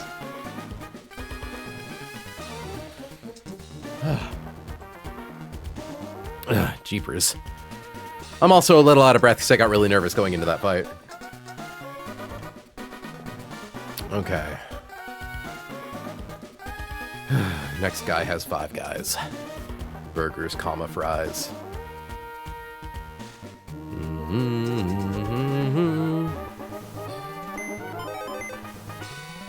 Hitmonchan, are you able to be fucking insane again? Focus Band. You outspeed. God, I love Hitmonchan. Hitmonchan's the fucking Drampa killer. Let's just...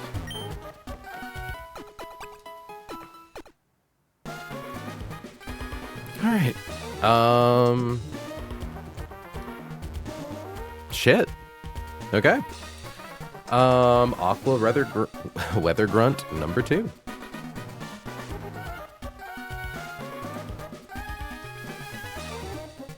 This Drampa is evil. I think we're fine because Hitmonchan can just do Fake Out into Drain Punch and it kills it.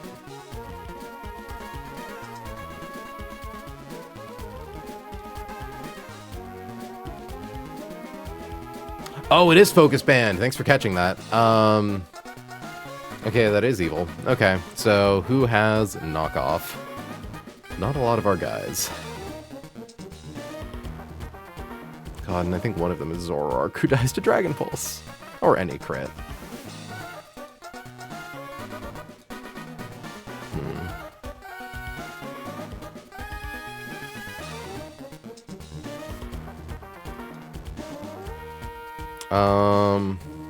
Does Eel have it? I think Eel has it.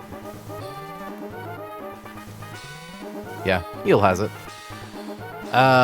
We risk getting killed by crit Dragon Pulse. But even then, that's only some Dragon Pulse ranges. Honestly, the main threat actually is crit knockoff proccing Berserk. But I suppose at that point, critical hit knockoff, it doesn't do enough to guarantee a kill. You know, it's got Roost and everything.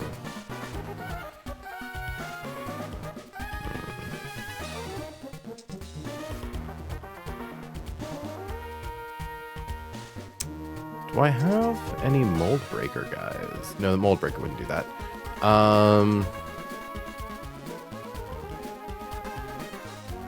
Dragon Fang. We could Toxic it. That would still run into the issue of... Well, for one thing, Roserade dies to critical hit Hurricane. All rolls of critical hit Hurricane.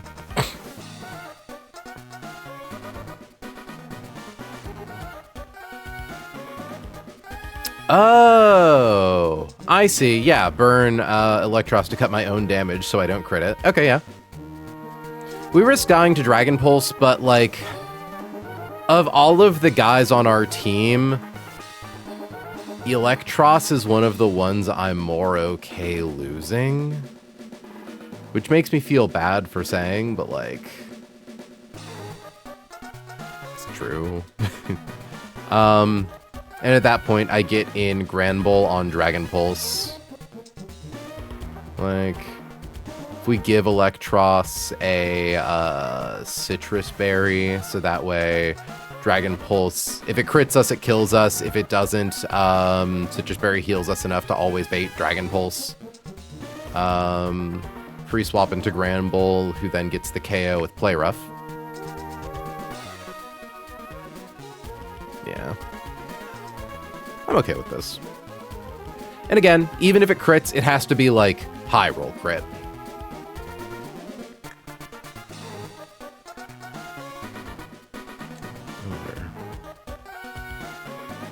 Yeah, Surf does enough damage to make it kind of weird. And if it decides to go for Roost on the turn, we swap. Play Rough is still a one-hit KO. Yeah, no, thanks for... Focus Band, Quick Claw, Bright Powder, and... Okay, the Leftovers is, like, annoying, but... That's at least a predictable item. Okay. Opens... Ram.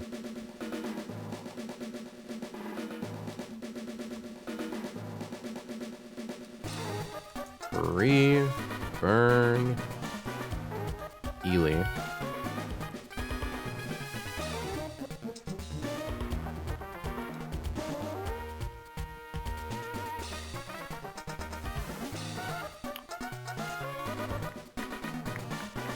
Wonder if there's someone else who's a little more useful. Lucario. Lucario could take Dragon Pulse really good. Because, like, Granbull gets in for free, but I'm wondering if there's a Pokemon that we can get in that would, like, handle the fight better.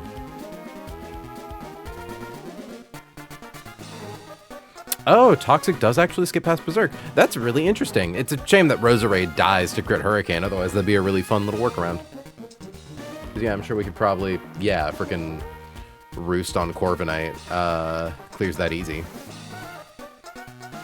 Okay.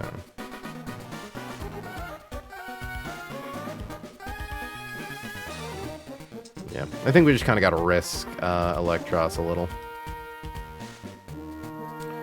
Ooh, I am now realizing pre-burning does mean that any Dragon Pulse roll probably... No, because if Dragon Pulse crits us, then we get our berry healing, then we take burn damage.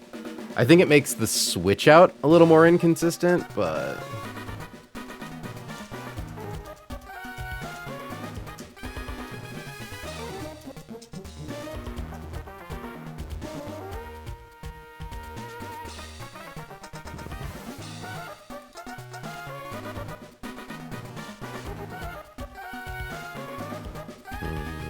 Yeah, Dragon Pulse is too scary on Kefri.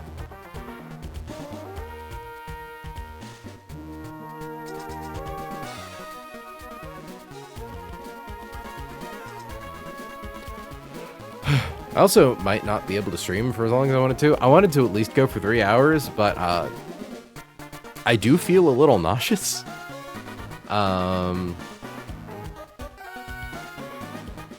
Citrus Berry saves you from the extra burn, yeah, and it's better than getting plus special attack boost, and then the switch is inconsistent for that reason, yeah. Let's say. Pre-burn eel. Equip Ely with Citrus Berry. Open with Ely. Or sorry, not OHKO. I thought I was feeling good enough to stream. I think it's just because I'm doing a lot of talking uninterrupted. Like during yesterday's stream, even though I did a lot of talking, I had like stretches of 10, 20 minutes where I could just take a break while other people read. But I also don't want to waste the momentum of like, we have a fuckload of people in here today. I am very pleased that it doesn't seem like I've lost too much viewership for my extended time away. Thank you all so much for being here, genuinely. But yeah, well, let's at least see how much we can get done. I know my health comes first. I know it does. It's like something in my throat. Use K off. Swap to Gran. Because I'm wondering, do we use Gran Bull or do we use Lucario? Okay, thankfully the Bright Powder guy is O-Master. So we'll probably try to set up Rain Dance, but then like critical hit Power Gem, we live that. Okay, so we do have an answer to O-Master. Okay. Eel. Gran. We equip Gramble with a Persimberry just in case we get into a situation where, like, critical hit, Dragon Pulse, that we live, and then Burn Chip puts us in range of Hurricane. I'm going to equip it with a Persimberry unless some other situation becomes more relevant, but... Equip Ely with Citrus Berry. Equip Gran with... Persimberry. Okay. Opens Dram. Ely use knockoff. Swap to Gran. OHKO with Pretty Rough. Swap to Granbull should be at full HP. Ferrothorn doesn't actually calculate explosion. We do a lot with superpower too. Such a shame that Gramble has 0 attack IV, because, like, it's got a good base stat. Oh, God, they have Quick Claw Explosion. I didn't even realize that part. I just saw Quick Claw. Fuck. Thankfully, Arcanine's actually really good at Living Explosion. That's so fucked. that's so fucked. Okay. We're looking at Gramble. Double Quick Claw Explosion. Like, we have guys who can take booms, be that, like, by being ghosts and shit. And honestly, Delmise using Phantom Force into Ferrothorn kind of, like, yeah, bait extra turns for Explosion. Okay. Well, no, it wouldn't do that, actually, because it would never click it because it does no damage. Okay, he swaps it on Gramble. superpower. Hold on. Okay, first, who's faster than Granbull? Executor is considered faster because of speed tie rules. Does consider that it does more damage.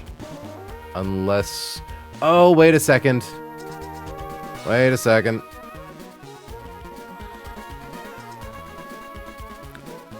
Does Drampa ever click Roost after that first knockoff? Probably not, right? Because it'll see a KO. Hold on, I need to account for something really quickly. Which is, we did look at Granbull holding Pixie Plate.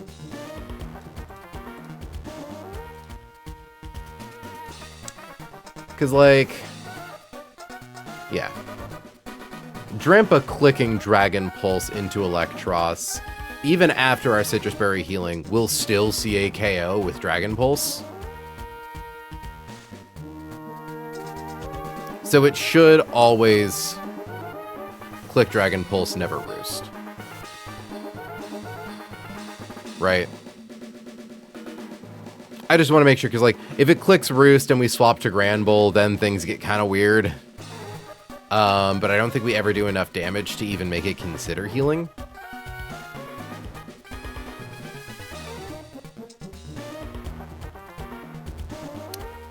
Because now I'm wondering, like, do we want Persimberry? We might just need the Pixie Plate, but I don't think we need it. I think we're fine. Let me confirm with healing AI.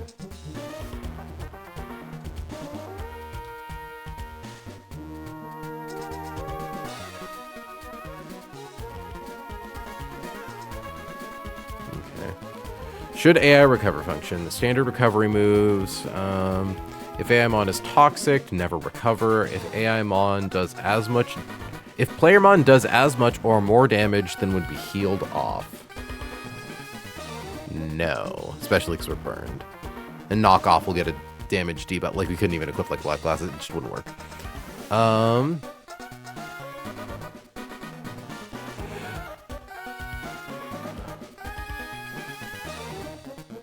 If AI is faster, it is not. If AI is slower, if AI is below 75%, if AI is below 50%, returns true. Okay, so because the AI is slower than us, if its HP is not below 50%, it always returns false. So it's never clicking Roost. I believe is how that works. So we have a safe swap to Granbull. So, Granbull without Pixie Plate.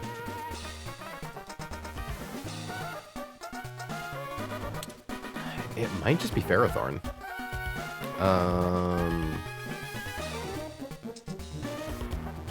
It's basically guaranteed, I think. And I'm trying to think, like, it's Quick Claw, that's right. Fucking shit, man. I'm really now understanding the value of normal resist, by the way. I'm like, oh, Turtonator can't be crit, and it's really physically defensive. Doesn't matter. If you ain't a steel type, get fucking boomed, baby. God, I wish I had an Aggron. Power Whip, Iron Head, Corviknight. I was gonna say, Corviknight, can you just sit on this thing and freaking spam Roost? Can't get hit by Bulldoze. From full HP, Explosion doesn't kill.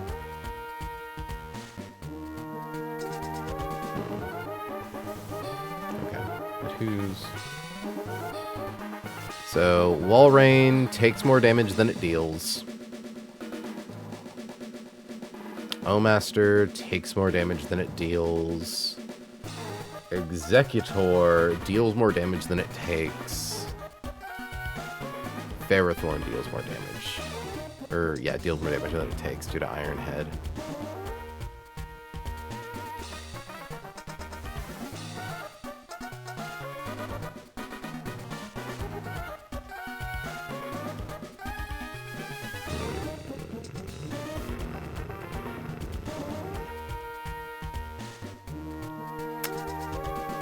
Because if we take enough damage on Granbull, we're baiting in Executor. Because Executor is the first thing... Because, like... Yeah, because Ferrothorn is slower than us. So actually, I think it's always Executor. Even if we show kill to Ferrothorn. Well, no. It's either Ferrothorn if we show kill to Ferrothorn, or it's Executor if we don't. I'm pretty sure Drampa's never clicking Hurricane or Surf, right?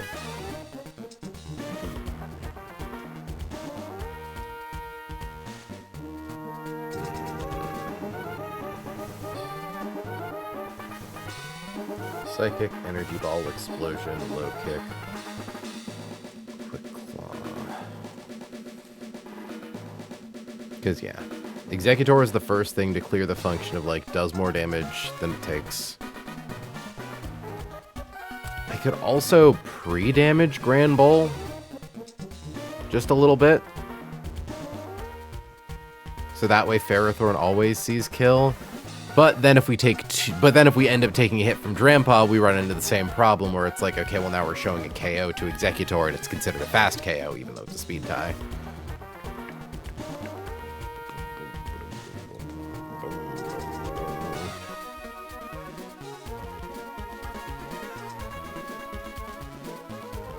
God, why do none of our guys do enough damage with fucking Sucker Punch? Okay, Delmise seems like a pretty good answer to Executor. Is Lucario maybe the play then against Drampa? Probably. Because if it's never clicking Roost, Black Belt... Okay, so without Black Belt, Lucario can always full KO with close combat. Aura Sphere, I think it kind of depends. And then, like...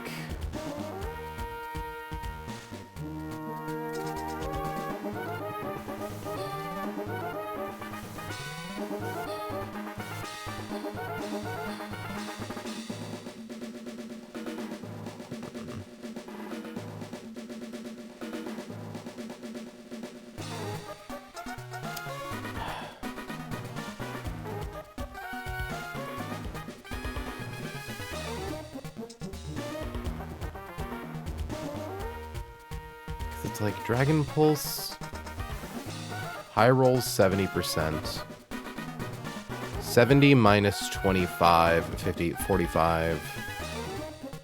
So we'll have taken 45% if it doesn't crit. I do not like you. I do not like you, Drampa.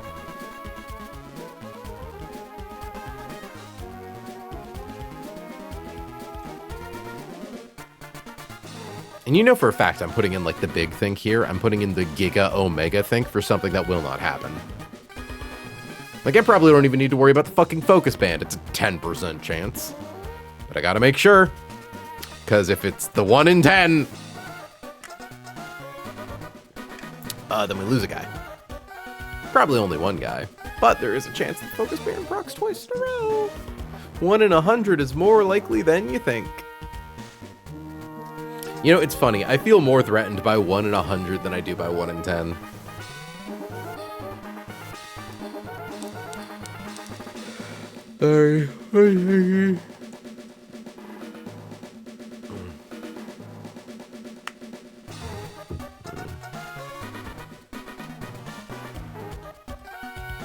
Because, like, is there anything on their team that's faster than Lucario? The answer is no. 43, 62, 65. Oh shit! Lucario can 1v1 O-Master. That's nice. Yeah, no, 1 in 10 is mundane. Because, like, 1 in 10, you're either guaranteed planning around, or you're just kind of like... You're in a situation like we were with Steelix, where it's like, well, the odds, like, we get so many rolls we're bound to not hit the 1 eventually. 1 in 100 is like, you can't navigate around this. This is simply a situation that could come up. Figure out how to deal with it. But yeah.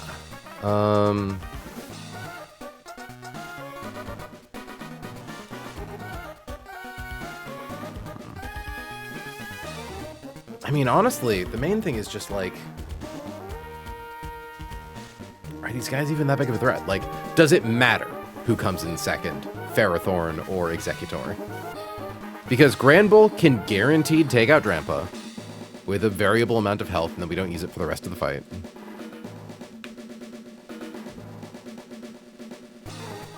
It's like... yeah, burned, crit, knockoff, never doing more than 30%.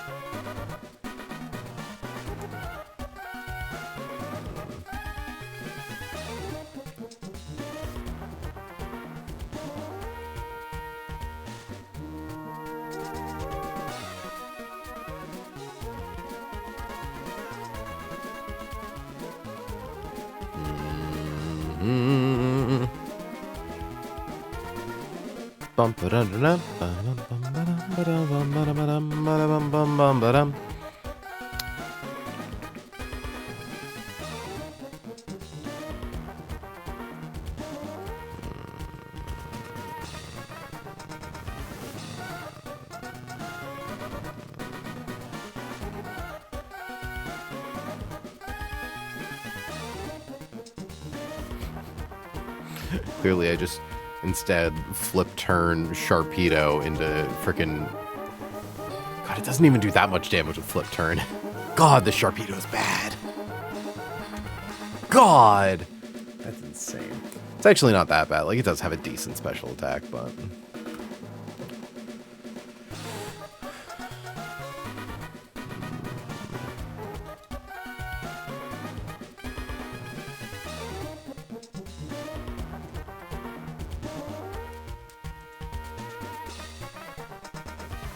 Because, like, if Ferrothorn comes in, it's coming in to use Iron Head.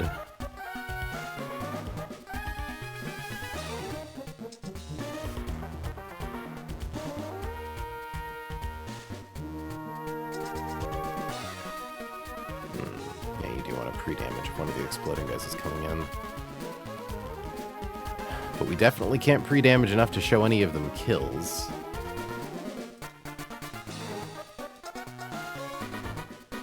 Like, yeah.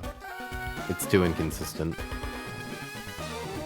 Like, theoretically, there's a world where we pre-damage to bait in O-Master. Because if O-Master sees a kill, it doesn't matter that Ferrothorn sees a kill. Like, Ferrothorn sees a kill, but O-Master is faster. O-Faster, if you will. And it brings us high enough to not bait in Executor next. Like, we need to be at 61.3%. If we get hit, then it's going to bait an Executor next, which at the very least is going to show kill to Psychic or Energy Ball, but also odds are if we pre-damage down to 61%, if Drampa uses a move, we die. So, you know, just bad vibes all around.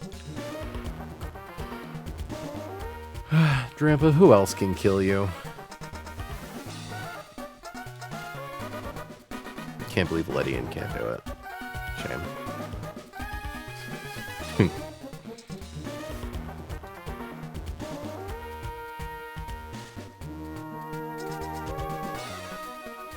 Superpower ain't bad.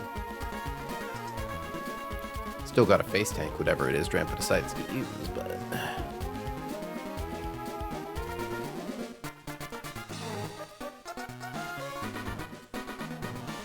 So let's assume Lucario is not holding the black belt. Close combat always kills. But if we have to click close combat, it makes bait order interesting. Or we could just guarantee that we come in, we take a hit, we then drop our defenses by 2. Probably guarantees the thing we swap into next, because nothing's faster than Lucario. But we're likely to show a Bulldoze kill to Ferrothorn.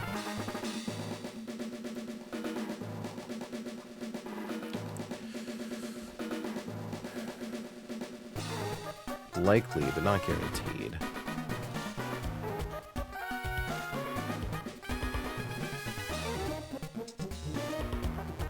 I mean, what's Click Claw's odds of activation? It's like 1 in 5, right? It's like higher than you think it is. 20% chance, yeah.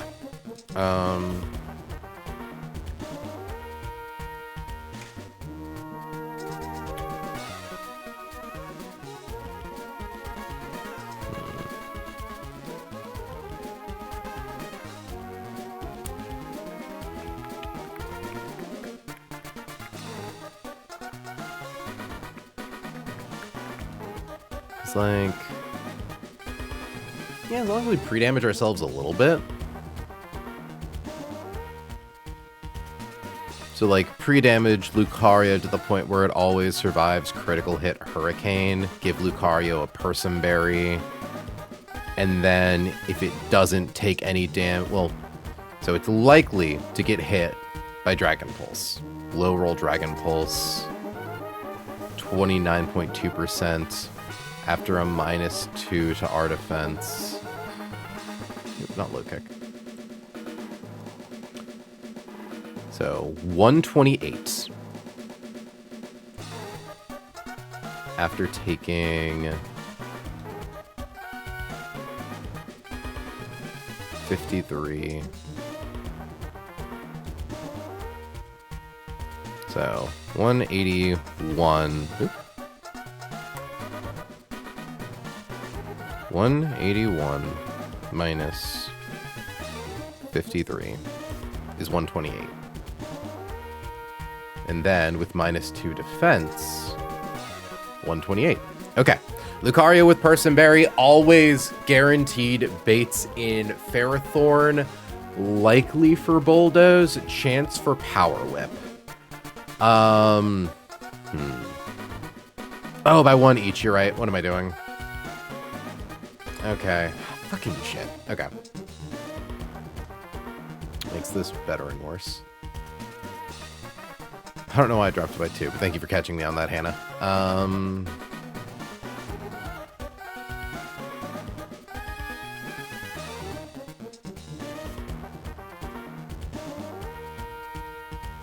Damn, Lucario's actually good for a lot of this fight. Oh, look at you, Roserade, getting 1-hit KOs on Walrein. I appreciate this Walrein for being very honest. It has Curse. It has Body Press. It has Leftovers.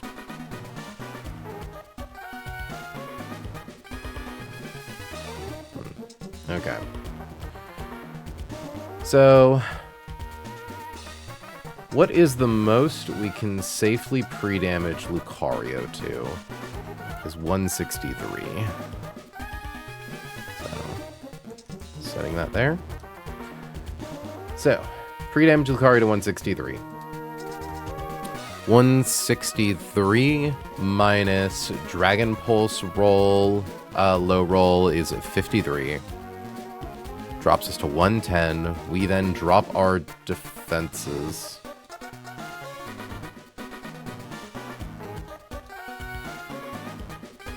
Ferrothorn definitely swaps in next, but it doesn't guaranteed see the kill with Bulldoze. Given that is under the very specific set of circumstances where it clicks Dragon Pulse, does the... We also have to consider that it just might not do damage at all also. Oh wait, no, it's always clicking an attack move. Sorry, I'm getting my Granbull and Lucario wires crossed slightly.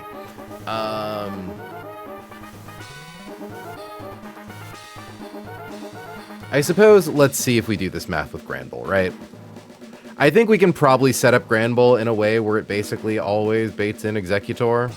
No, because we're likely getting hit by Dragon Pulse. Ah!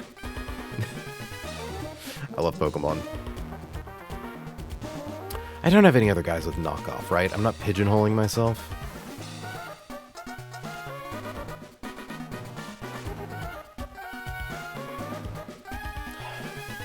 Just teach a cool guy dual wing bait.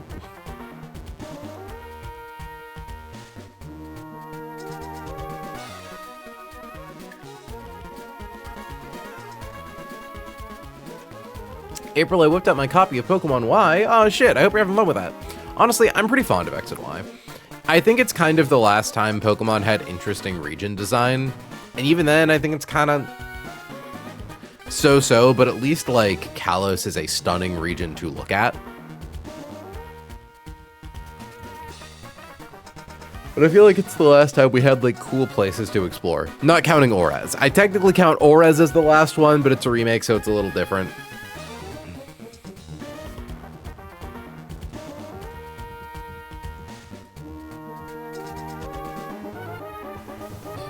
Before my egg hatched, and I still managed to make my look be femmy as fuck, despite picking the boy at the start. Oh, you poor dear.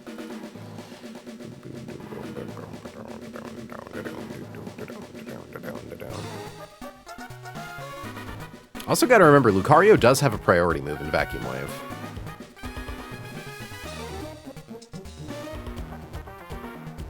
Case of Quick Claw, but...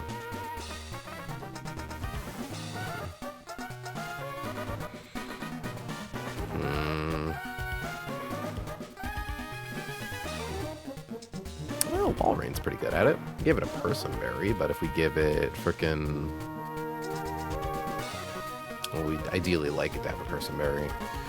73.6%. Okay, 134. 182 minus 134 is 48. So, if we burn Electros, but give it black glasses. Wait. Oh, no, it only does 37. Doesn't do enough. Because, like, yeah, we just need to, like, find that exact noodly little range where it doesn't get the kill. Or it doesn't, it does as much damage as possible without tipping it over. But then we couldn't give it Citrus.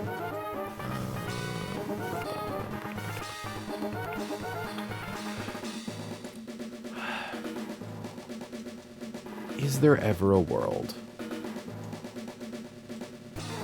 where Drampa actually clicks Hurricane? Like, realistically. The odds of it clicking Hurricane are so astronomically small.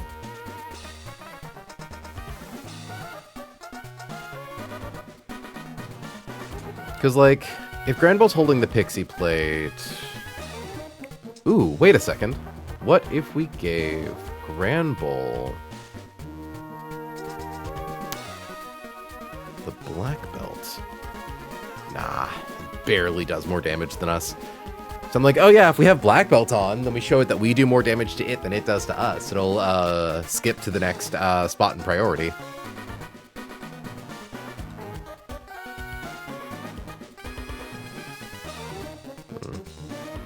I mean, if we, like, used a heart scale to max out Granbull's attack stat and gave it the Black Belt, then yeah, we're definitely threatening Ferrothorn. And we don't even need the Pixie Plate to guaranteed KO Drampa.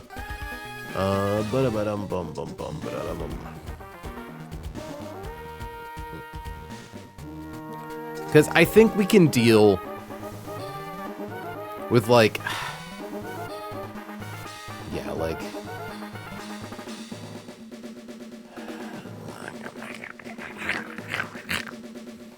At this point, I'm like, can I just pre-damage Electros so that way Dragon Pulse kills it?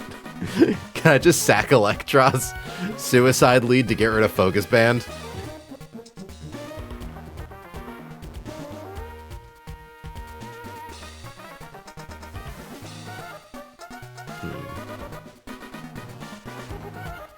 Can't do something silly with Perish Song, funny as that would be.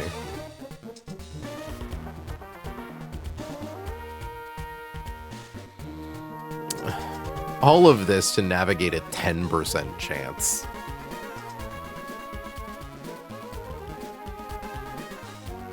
Zoroark has knockoff, but Zoroark guaranteed dies, basically.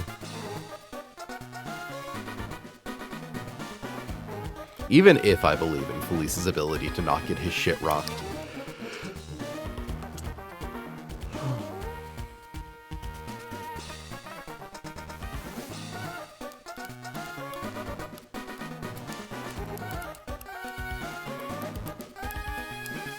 I could do something.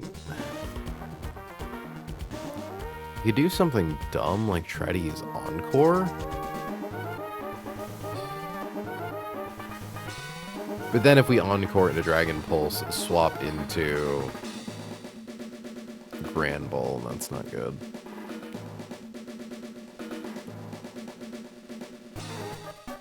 Because then it would swap out. Why do you need to be so troublesome? Excuse me.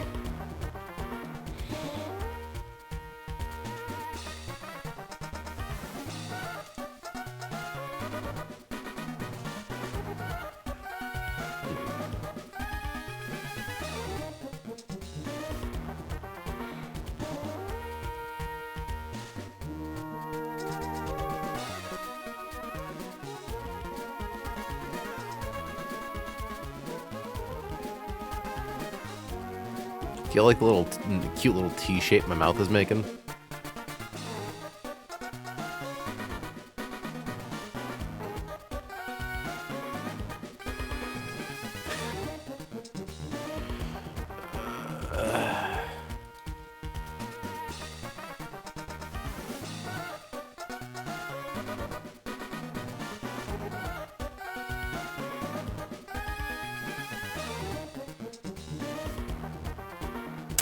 Fuck it, I don't have any, like, weird tech, do I?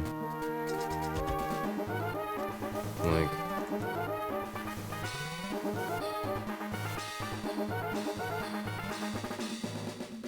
Conkeldurr, Mamoswine, Samurott.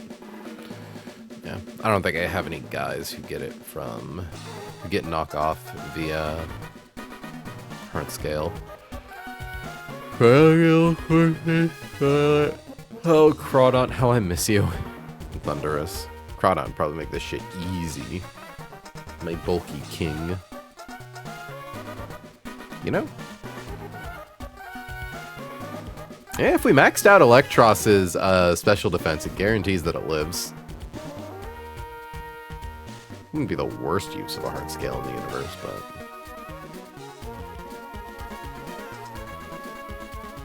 listen to me going crazy again.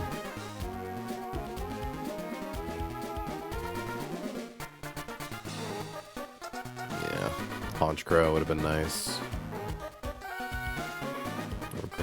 Makuhita, Farfetch'd, Overquill, Phanpy, Quillfish, Hariyama, Donphan, Tentacruel, Tornado, Skalagar, Lombre, Sableye, Ludicolo, Caesar, Scyther, Tentacruel, Zorua, Gliscor, Tortuga, Dwebble, Ferroseed, Sandile, Zolrock, Ferrothorn, Sneasel, Carmine, Caracosta, Crustle, and yeah.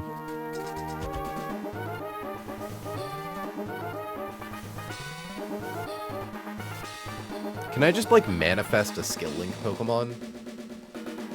I think that'd be really cool.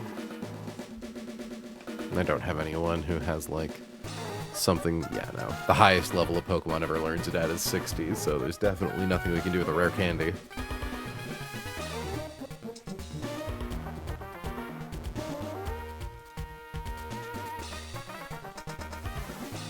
As respectfully as possible, I think the Eel is worth more sacked than having taken a scale. I kind of agree. Eel has been really good for helping us catch Pokemon, and that's kind of it. Like, we were prepared to sack Eel to, like, successfully catch fucking, Delmise. I don't want to lose Jane, but, like, fuck, man. It's a good role to keep.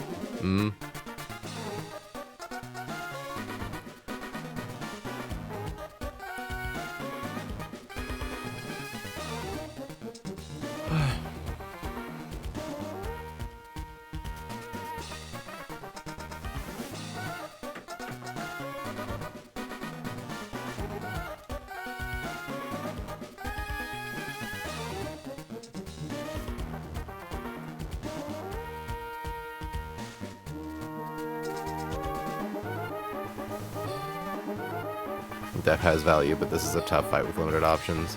I was going to say, I'm shocked that this fight is... I truly don't think this fight's going to be that bad once we figure out our way past Rampa. Like, once we do that, it's basically just figuring out, like, okay, which Pokemon are we comfortable risking dying to Quick Claw Explosion? Because it's like, I'm willing to send in Rapidash against Ferrothorn. You know what? Quick Claw Explosion is... It's 200... It's 1 in 20, sort of. Plus 1 in a lot more.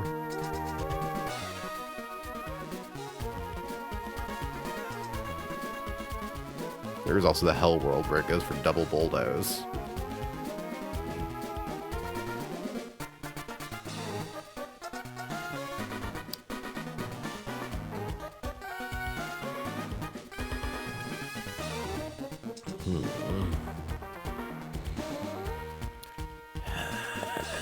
Annoying ass fight. Annoying ass fight. I need to like look up videos of other people doing this fight.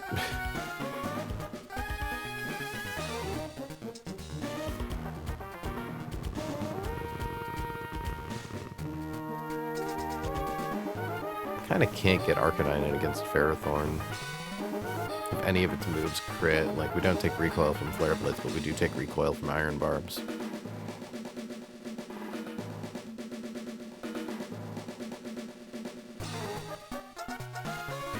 Turtonator lives shockingly well. Can't be crit. Doesn't matter if it's Quick Claw. I would not like to lose Turtonator, but...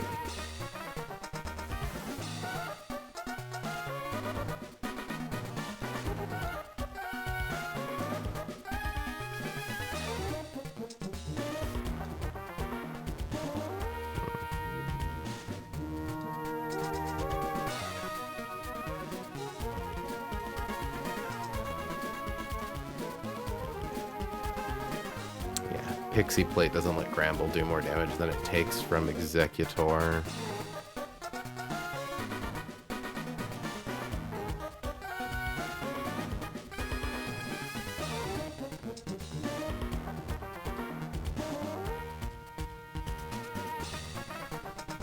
Ah, you're right, I can do first immersion things against Executor. Yeah, if we can get Ferrothorn to come in last, like, that would be one option.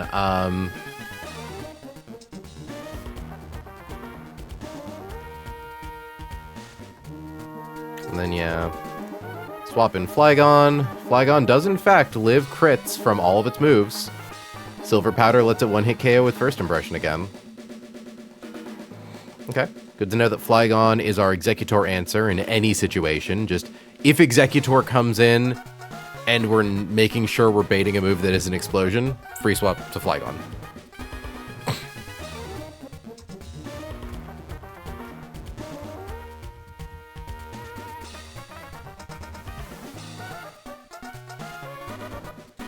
Or again, we do just have guys that don't die to explosion.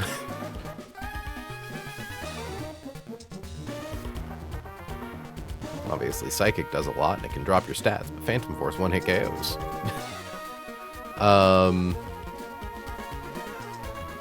We can swap in on a low kick. Because it's like we can deal with Drampa. We just need to know who we're swapping into.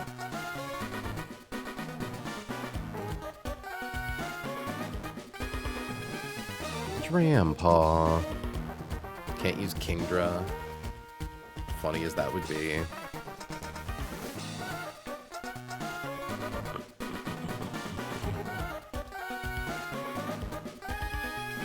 So again, if Lucario, if your defenses are at minuses... I mean, 79, 64... I think Close Combat Lucario consistently baits in Psychic off Executor. Like 79% if we do pre-damage. Or Earth Power from Omastar. Yeah.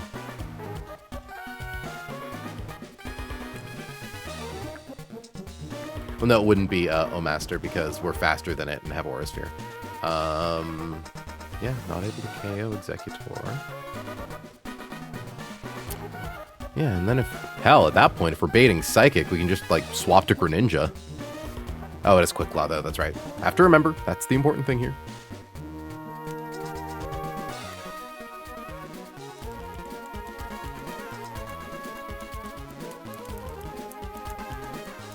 Okay. like...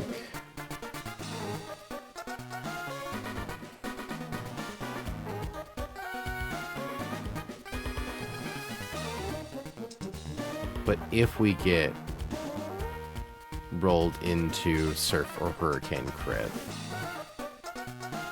then we might bring in Pharaoh because it's faster.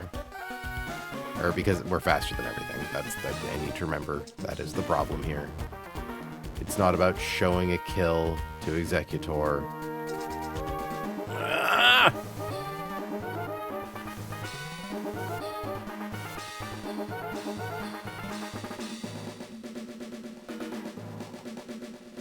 A damage boosting item? Oh, wait a second. Yeah, because Black Belt, Lucario, Black Belt, or honestly, and I know April says this for everything, heart scaling our attack stat means that close combat always one-hit KOs, or always shows one-hit KO to Ferrothorn. Because I'm just thinking about Personberry. Like, I know that this is kind of silly. I promise this isn't just April looking for, like, an excuse to use a heart scale on something. Even though it definitely feels like it. Yeah, and at that point, if we have to deal with high roll from Drampa, we show kill to any of Executor's moves after the defense drops.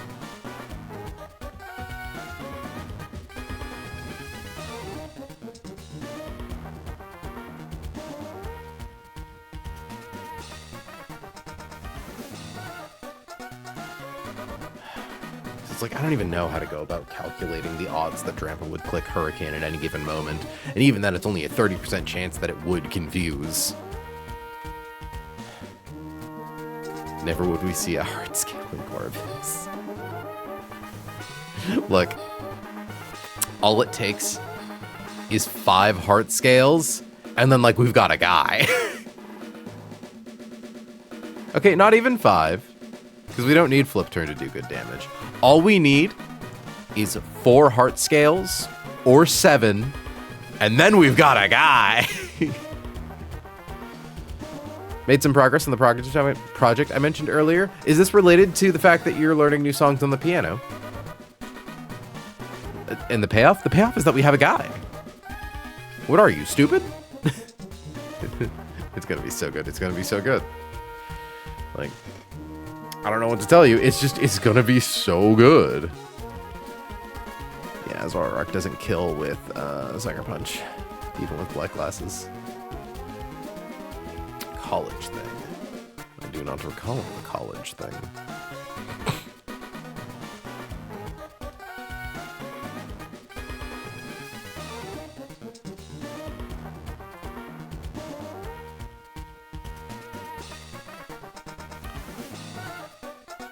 Choosing the Saheeli would suck, though.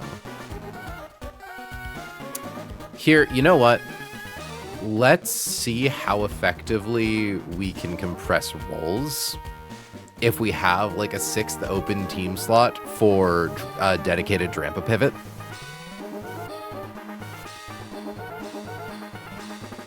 Okay, but yeah. Equip Luca with... Black. Did someone say eel help? Hate. Hi, Faulty. Welcome to stream. This is our first stream back after I took almost a full month off to get sick, get married, and get sick again. Faulty when it's hater time. We cleared the fight with Contrary Quick Claw Malamar. We're on to our second fight in Winstitute. And we're having a hard time. But yeah, okay. So assuming we give Lucario Black Belt. Export, import. Yeah. We're definitely never threatening Executor, which means that after our stat drops, special defense -1, it's definitely gonna see kills with anything. Yeah, Psychic does 144.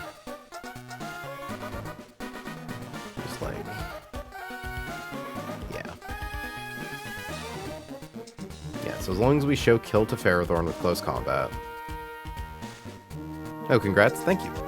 On the beating the fight or the getting married thing?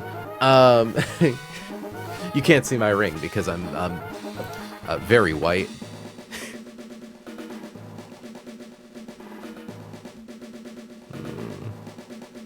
Dealer's choice? Fair enough. But yeah, okay, I think we can use Lucaria to pretty consistently bait in Executor. Never show kill to it. We show kill to Ferrothorn. Okay. Equip Luca with Black Belt. So swap to X-Egg. Or is it... No, it's spelled like that. Swap to X-Egg. It's gonna go for any of its moves. Kind of doesn't matter which. I'm so glad that Lixie's finally getting so much use. Equip Flag with Silver Powder.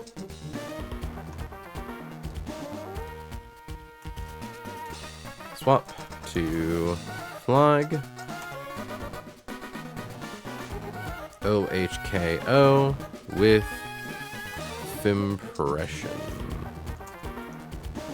And the nice thing is that there are guys on this team that have Ice-type moves, so we likely have a thing that we consistently bait in after Executor that hopefully isn't fair. Oh, but none of them are faster than us, so we're probably still going to take a lot of damage on the switch-in.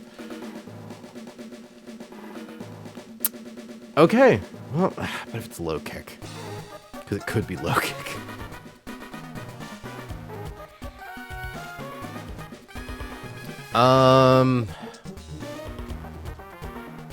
Okay. Critical hit Psychic, critical hit Energy Ball. Because, like, yeah, nothing on their team outspeeds Flygon. Once again, I think we're stuck in an annoying situation where I don't think we can like... Because if we don't get hit by low kick, we're baiting in Wall Rain. If we do get hit by low kick... Also, Freeze Dry, how much damage you do to Roserade? God, I love how bulky Roserade is. Who said Roserade was allowed to be this good? That's a fucking stab, super effective, relatively decent base power ice move. It was like, nah. Not even the crit. Love you plus special defense Roserade.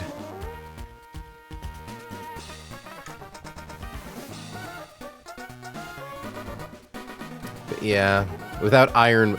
This would be so easy if we had iron... Well, no, because we need Silver Powder, actually. Never mind. I'm like, oh yeah, if we had Iron Ball, then we could make Lixie slower than Wall Rain, but faster than Ferrothorn. No, that's not how that works. And also, then we might run into O-Master sooner rather than later. It's just the whole thing. Okay. Send in Flygon. Against Executor.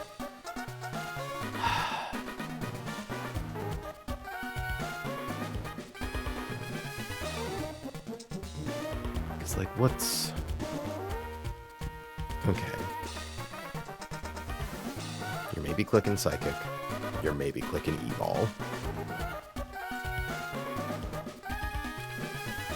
Okay, so let's do the thing again. Okay, so we pre-damaged Lixie to 163. So let's see what this does. So 163... Let's assume we take the lowest possible damage from low kick. 163 minus 43 is 120. Still not showing kill to Power Whip. Fuck.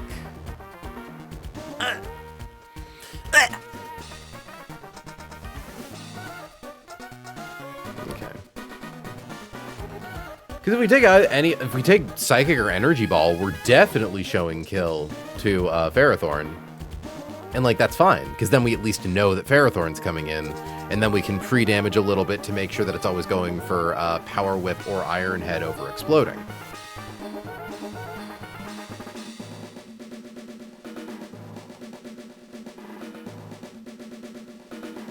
Am I showing kill to Wall Rain? Oh yeah, I'm always showing kill to Wall Rain. Of course I am with Flygon. But Flygon's faster than everything. So it's showing So, you know, functionally, we might be showing Kill to Ferrothorn. If we're showing Kill to Ferrothorn, it doesn't matter for Omaster. It would just be Ferrothorn. Or Walrein. It's always Walrein if we're faster. Or if we have, like, more HP. Because, like, we can't kill you without... We can't guarantee kill you without Silver Powder, right? Yeah. It's like Liquidation, Freeze Dry, Body Press, no priority moves, nothing funny.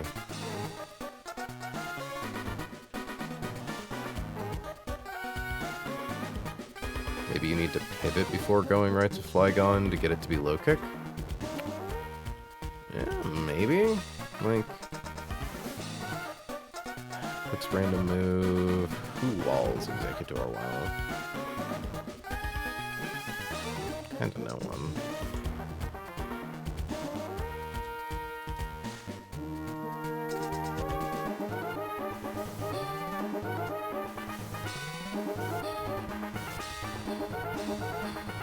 And hell, if we were showing it low kick kill, we'd just swap to Delmise. Yeah, 'cause it's like lowest possible damage. So we're at -1 defense because we used close combat. Low kick sees 70%. I'm pretty sure it's basically a coin flip between psychic and low kick after CC. It definitely will always see it with psychic. Low kick is 1... Oh wait, no, low kick is 128. Yeah, so it is a coin flip. It is either going to be psychic or low kick, or if we get hit by a different move that does a lot of damage, there's like maybe a chance for energy ball, but it's super unlikely.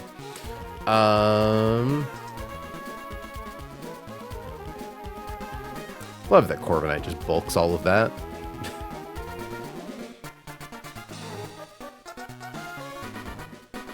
One psychic. See, like, the thing is, I'm even fine baiting Psychic, so long as I, like, know what I'm doing to get Ferrothorn sent in next. Because I can't pre-damage enough to guarantee that low roll, low kick baits Pharaoh. God knows I definitely prefer to get Walrein next.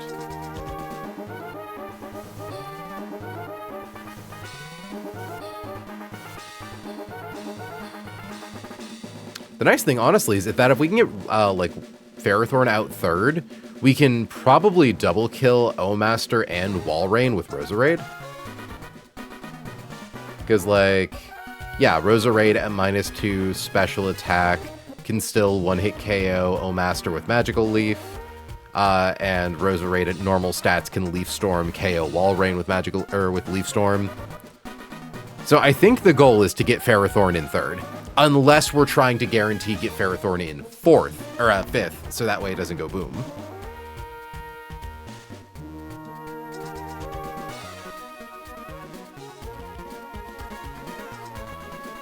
And one way to do that would be incorporating, say, Delmise against Executor. Takes no damage from low kick, always then baits Psychic, it's never Explosion.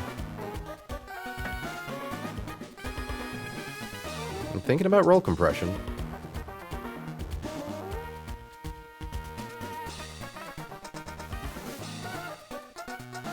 We bring Delmise on board. Yeah, we're always baiting Psychic at that point. We damage with Psychic.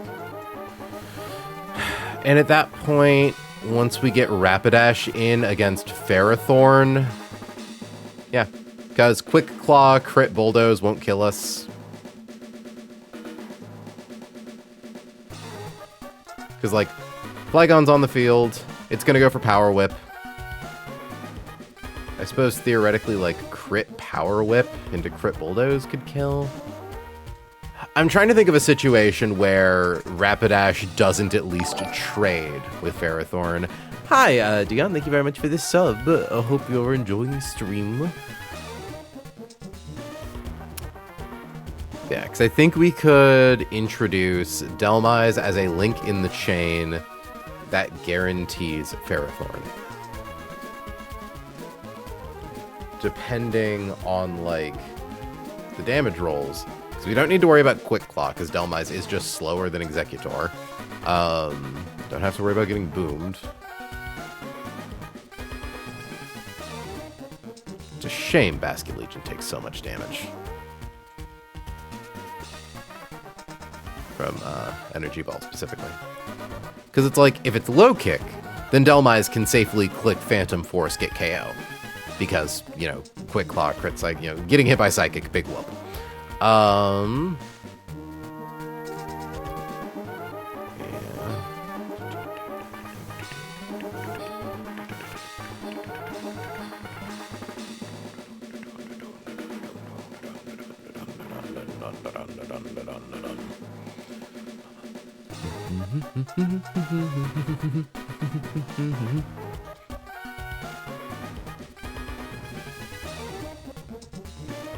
Yeah. Okay, so we do that. Swap to Flygon. Flygon takes a Psychic. Lowest roll is 48%, so 91 damage. 189 minus 91 drops us to 98. Ferrothorn sees that the lowest roll on Power Whip is done. Oh, holy shit! More gift subs! Thank you for that, Partizé. Incredibly grateful for the big old batch of gift subs again. Yeah, y'all, it's Black Friday. If you want to give me money for cheap, that is a thing you can do. Don't feel pressured, but golly, thank you so much, Partizé. Well, good to know that I will in fact be getting a Twitch payout next month. And here I was worried I might not, or this month. No, next month. It's still November. Because, like, okay. Flygon. If we pre-damage Lixie by 1, we always show kill to Power Whip. Guaranteed 100%, and I'm fine. So equip Flygon with Silver Powder. Pre-damage Flag to 180. Sorry, 188.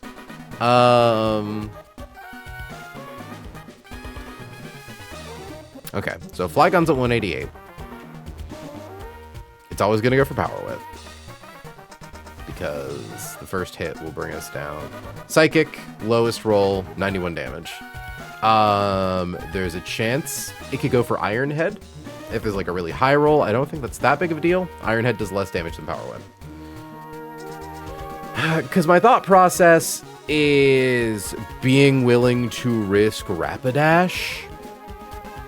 Overheat can guaranteed get the KO. It outspeeds. Like, the only situation where we would be in trouble is if we got hit by Power Whip and then Quick Claw procced and we got crit by Bulldoze. Because then, like, Ferrothorn is alive and we are not, and we have not answered that specific threat. So obviously he's not good. Just get Delmise back in.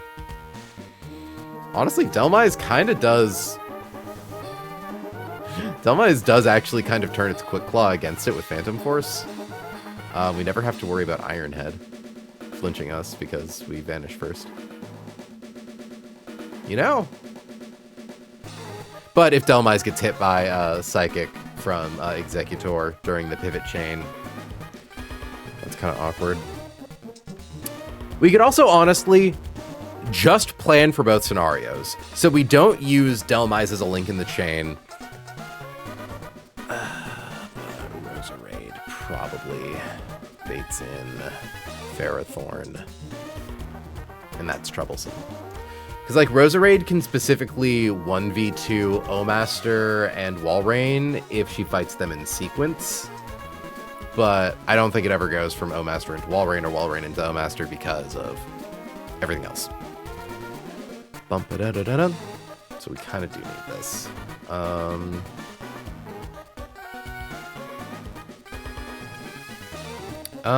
We never have to worry about Bulldoze if we swap in Arcanine, but then we have to worry about Bulldoze quick on the next turn.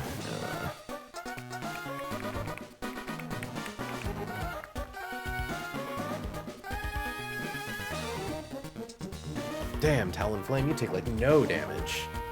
And then you take a lot of damage in recoil. Oh, is this Weather Institute? This is Weather Institute.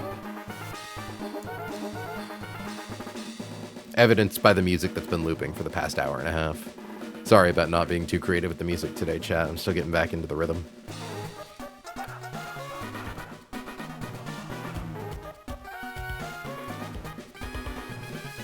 Like...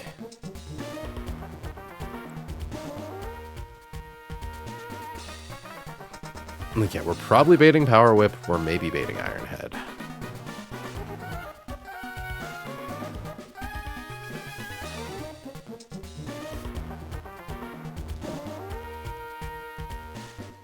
Oh shit, actually? Wait, Steelix kinda lives all of this guy's moves, like, really, really well. Like, Explosion doesn't do that much. Power Whip does, like, a bit, but, like, if we bring in Steelix, get off a,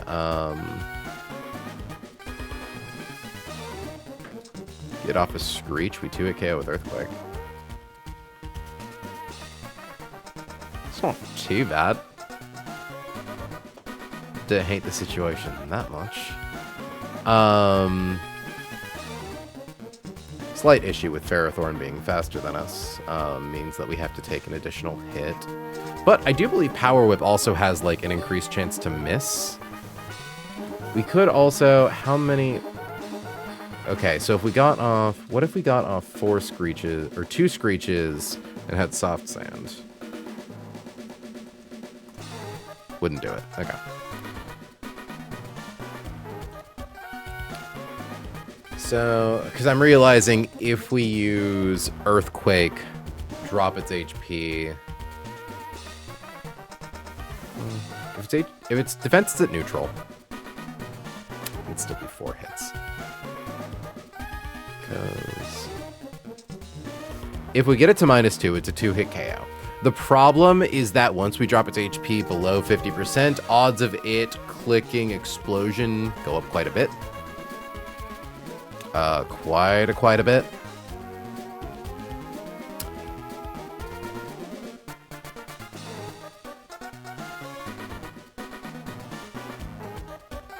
Or wait a second.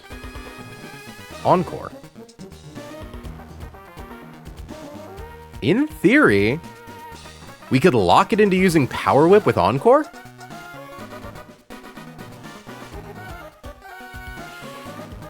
There would be a slight issue, but if it quick clawed and then went for Iron Head, that would be bad.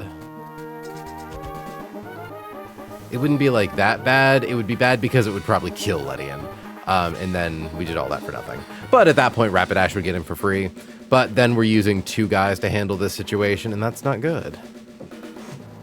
Man, it's been a while since I've run Runabun. I forgot how hard this part can be sometimes. Yeah, no, it's a whole fucking thing. We're doing our best. It doesn't help that I'm almost a month out of practice. But even then, I don't think being in practice would have changed these calcs too much. Or this struggle, rather. Because, like, I can bring in Corviknight. Like, I just bring in Corviknight, spam Roost.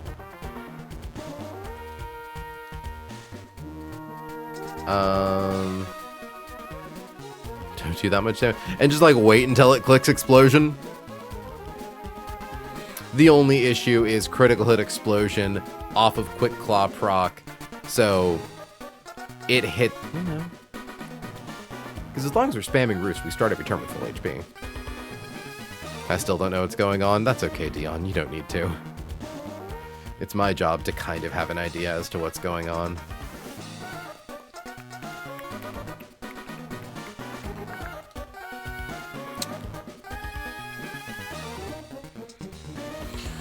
I could send in Grand Bowl. Use Charm. Get its attack down to -3. If it crits with an Iron Head, Grand Bull dies, of course, but April's playing with the numbers. I am playing with my numbers. Although,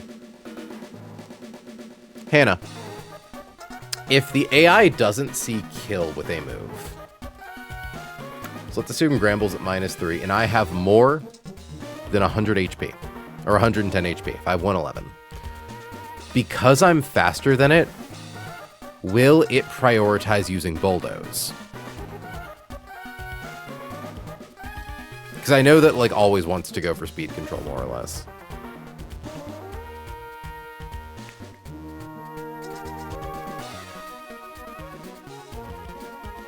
Probably not. I think it's probably not how that works.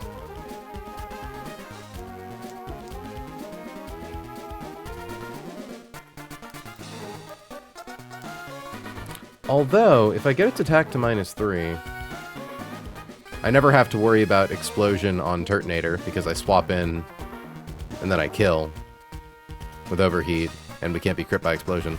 It doesn't prioritize. It gets treated as equivalent to highest damage. Okay, so kind of hard to guarantee. That being said, I need to pee, so I'll be right back in just a moment.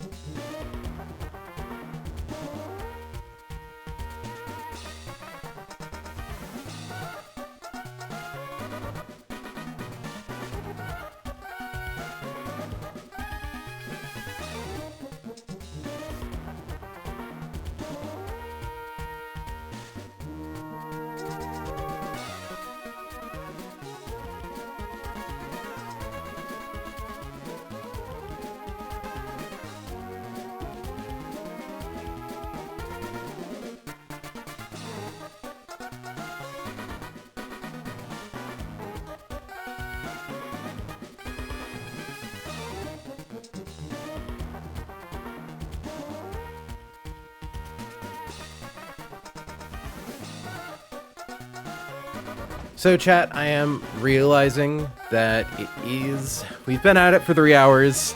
I'm sorry to say we've only done one fight so far, but like, I could feel worse, but I don't feel incredible, and I do feel quite tired.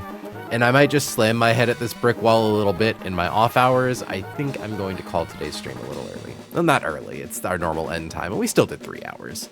And I want to, like, if I'm doing a raid, I want to do it while we still got a good chunk of people in here.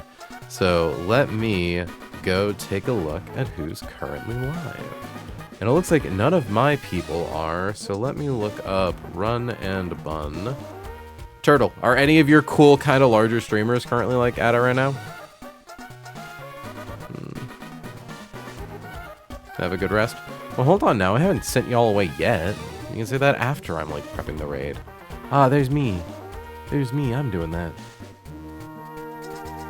I swear to God, I'm like the only honest Run and Bun streamer saying that I'm playing Pokemon Emerald. You all are fucking frauds and liars. Not you all, but like.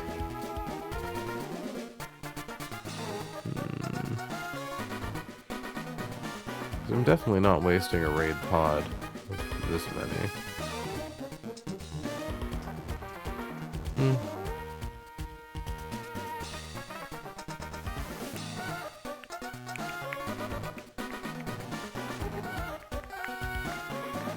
What do I want to raid into? Chat, someone give me a person. Tomorrow has someone? Oh. What was tomorrow's suggestion? Oh, want to raid out to someone I know? Sure, why not?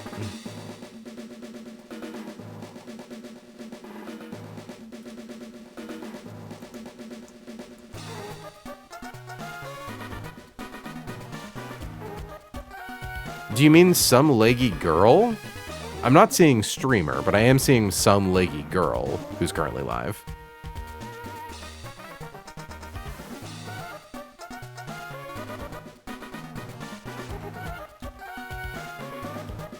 Looks to be currently playing Escape from Tarkov.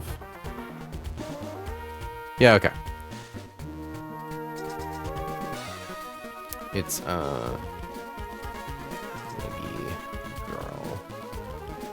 don't tell her I've crushed on her for 5 years. Chat, tell her that tomorrow crushed on her for 5 years.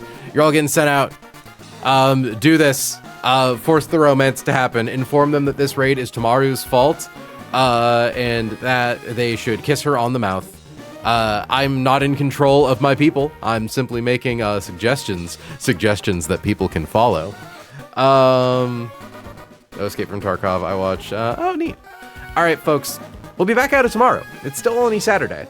Hopefully we'll be able to clear the second fight of the fucking Weather Institute tomorrow. We'll see. We'll see how it goes. But until then, friends, I want to thank you so much for joining me. I have been April. She has been May. You have all been incredible, and I will catch you all in the next one. Sending out raid. Have a good day, folks.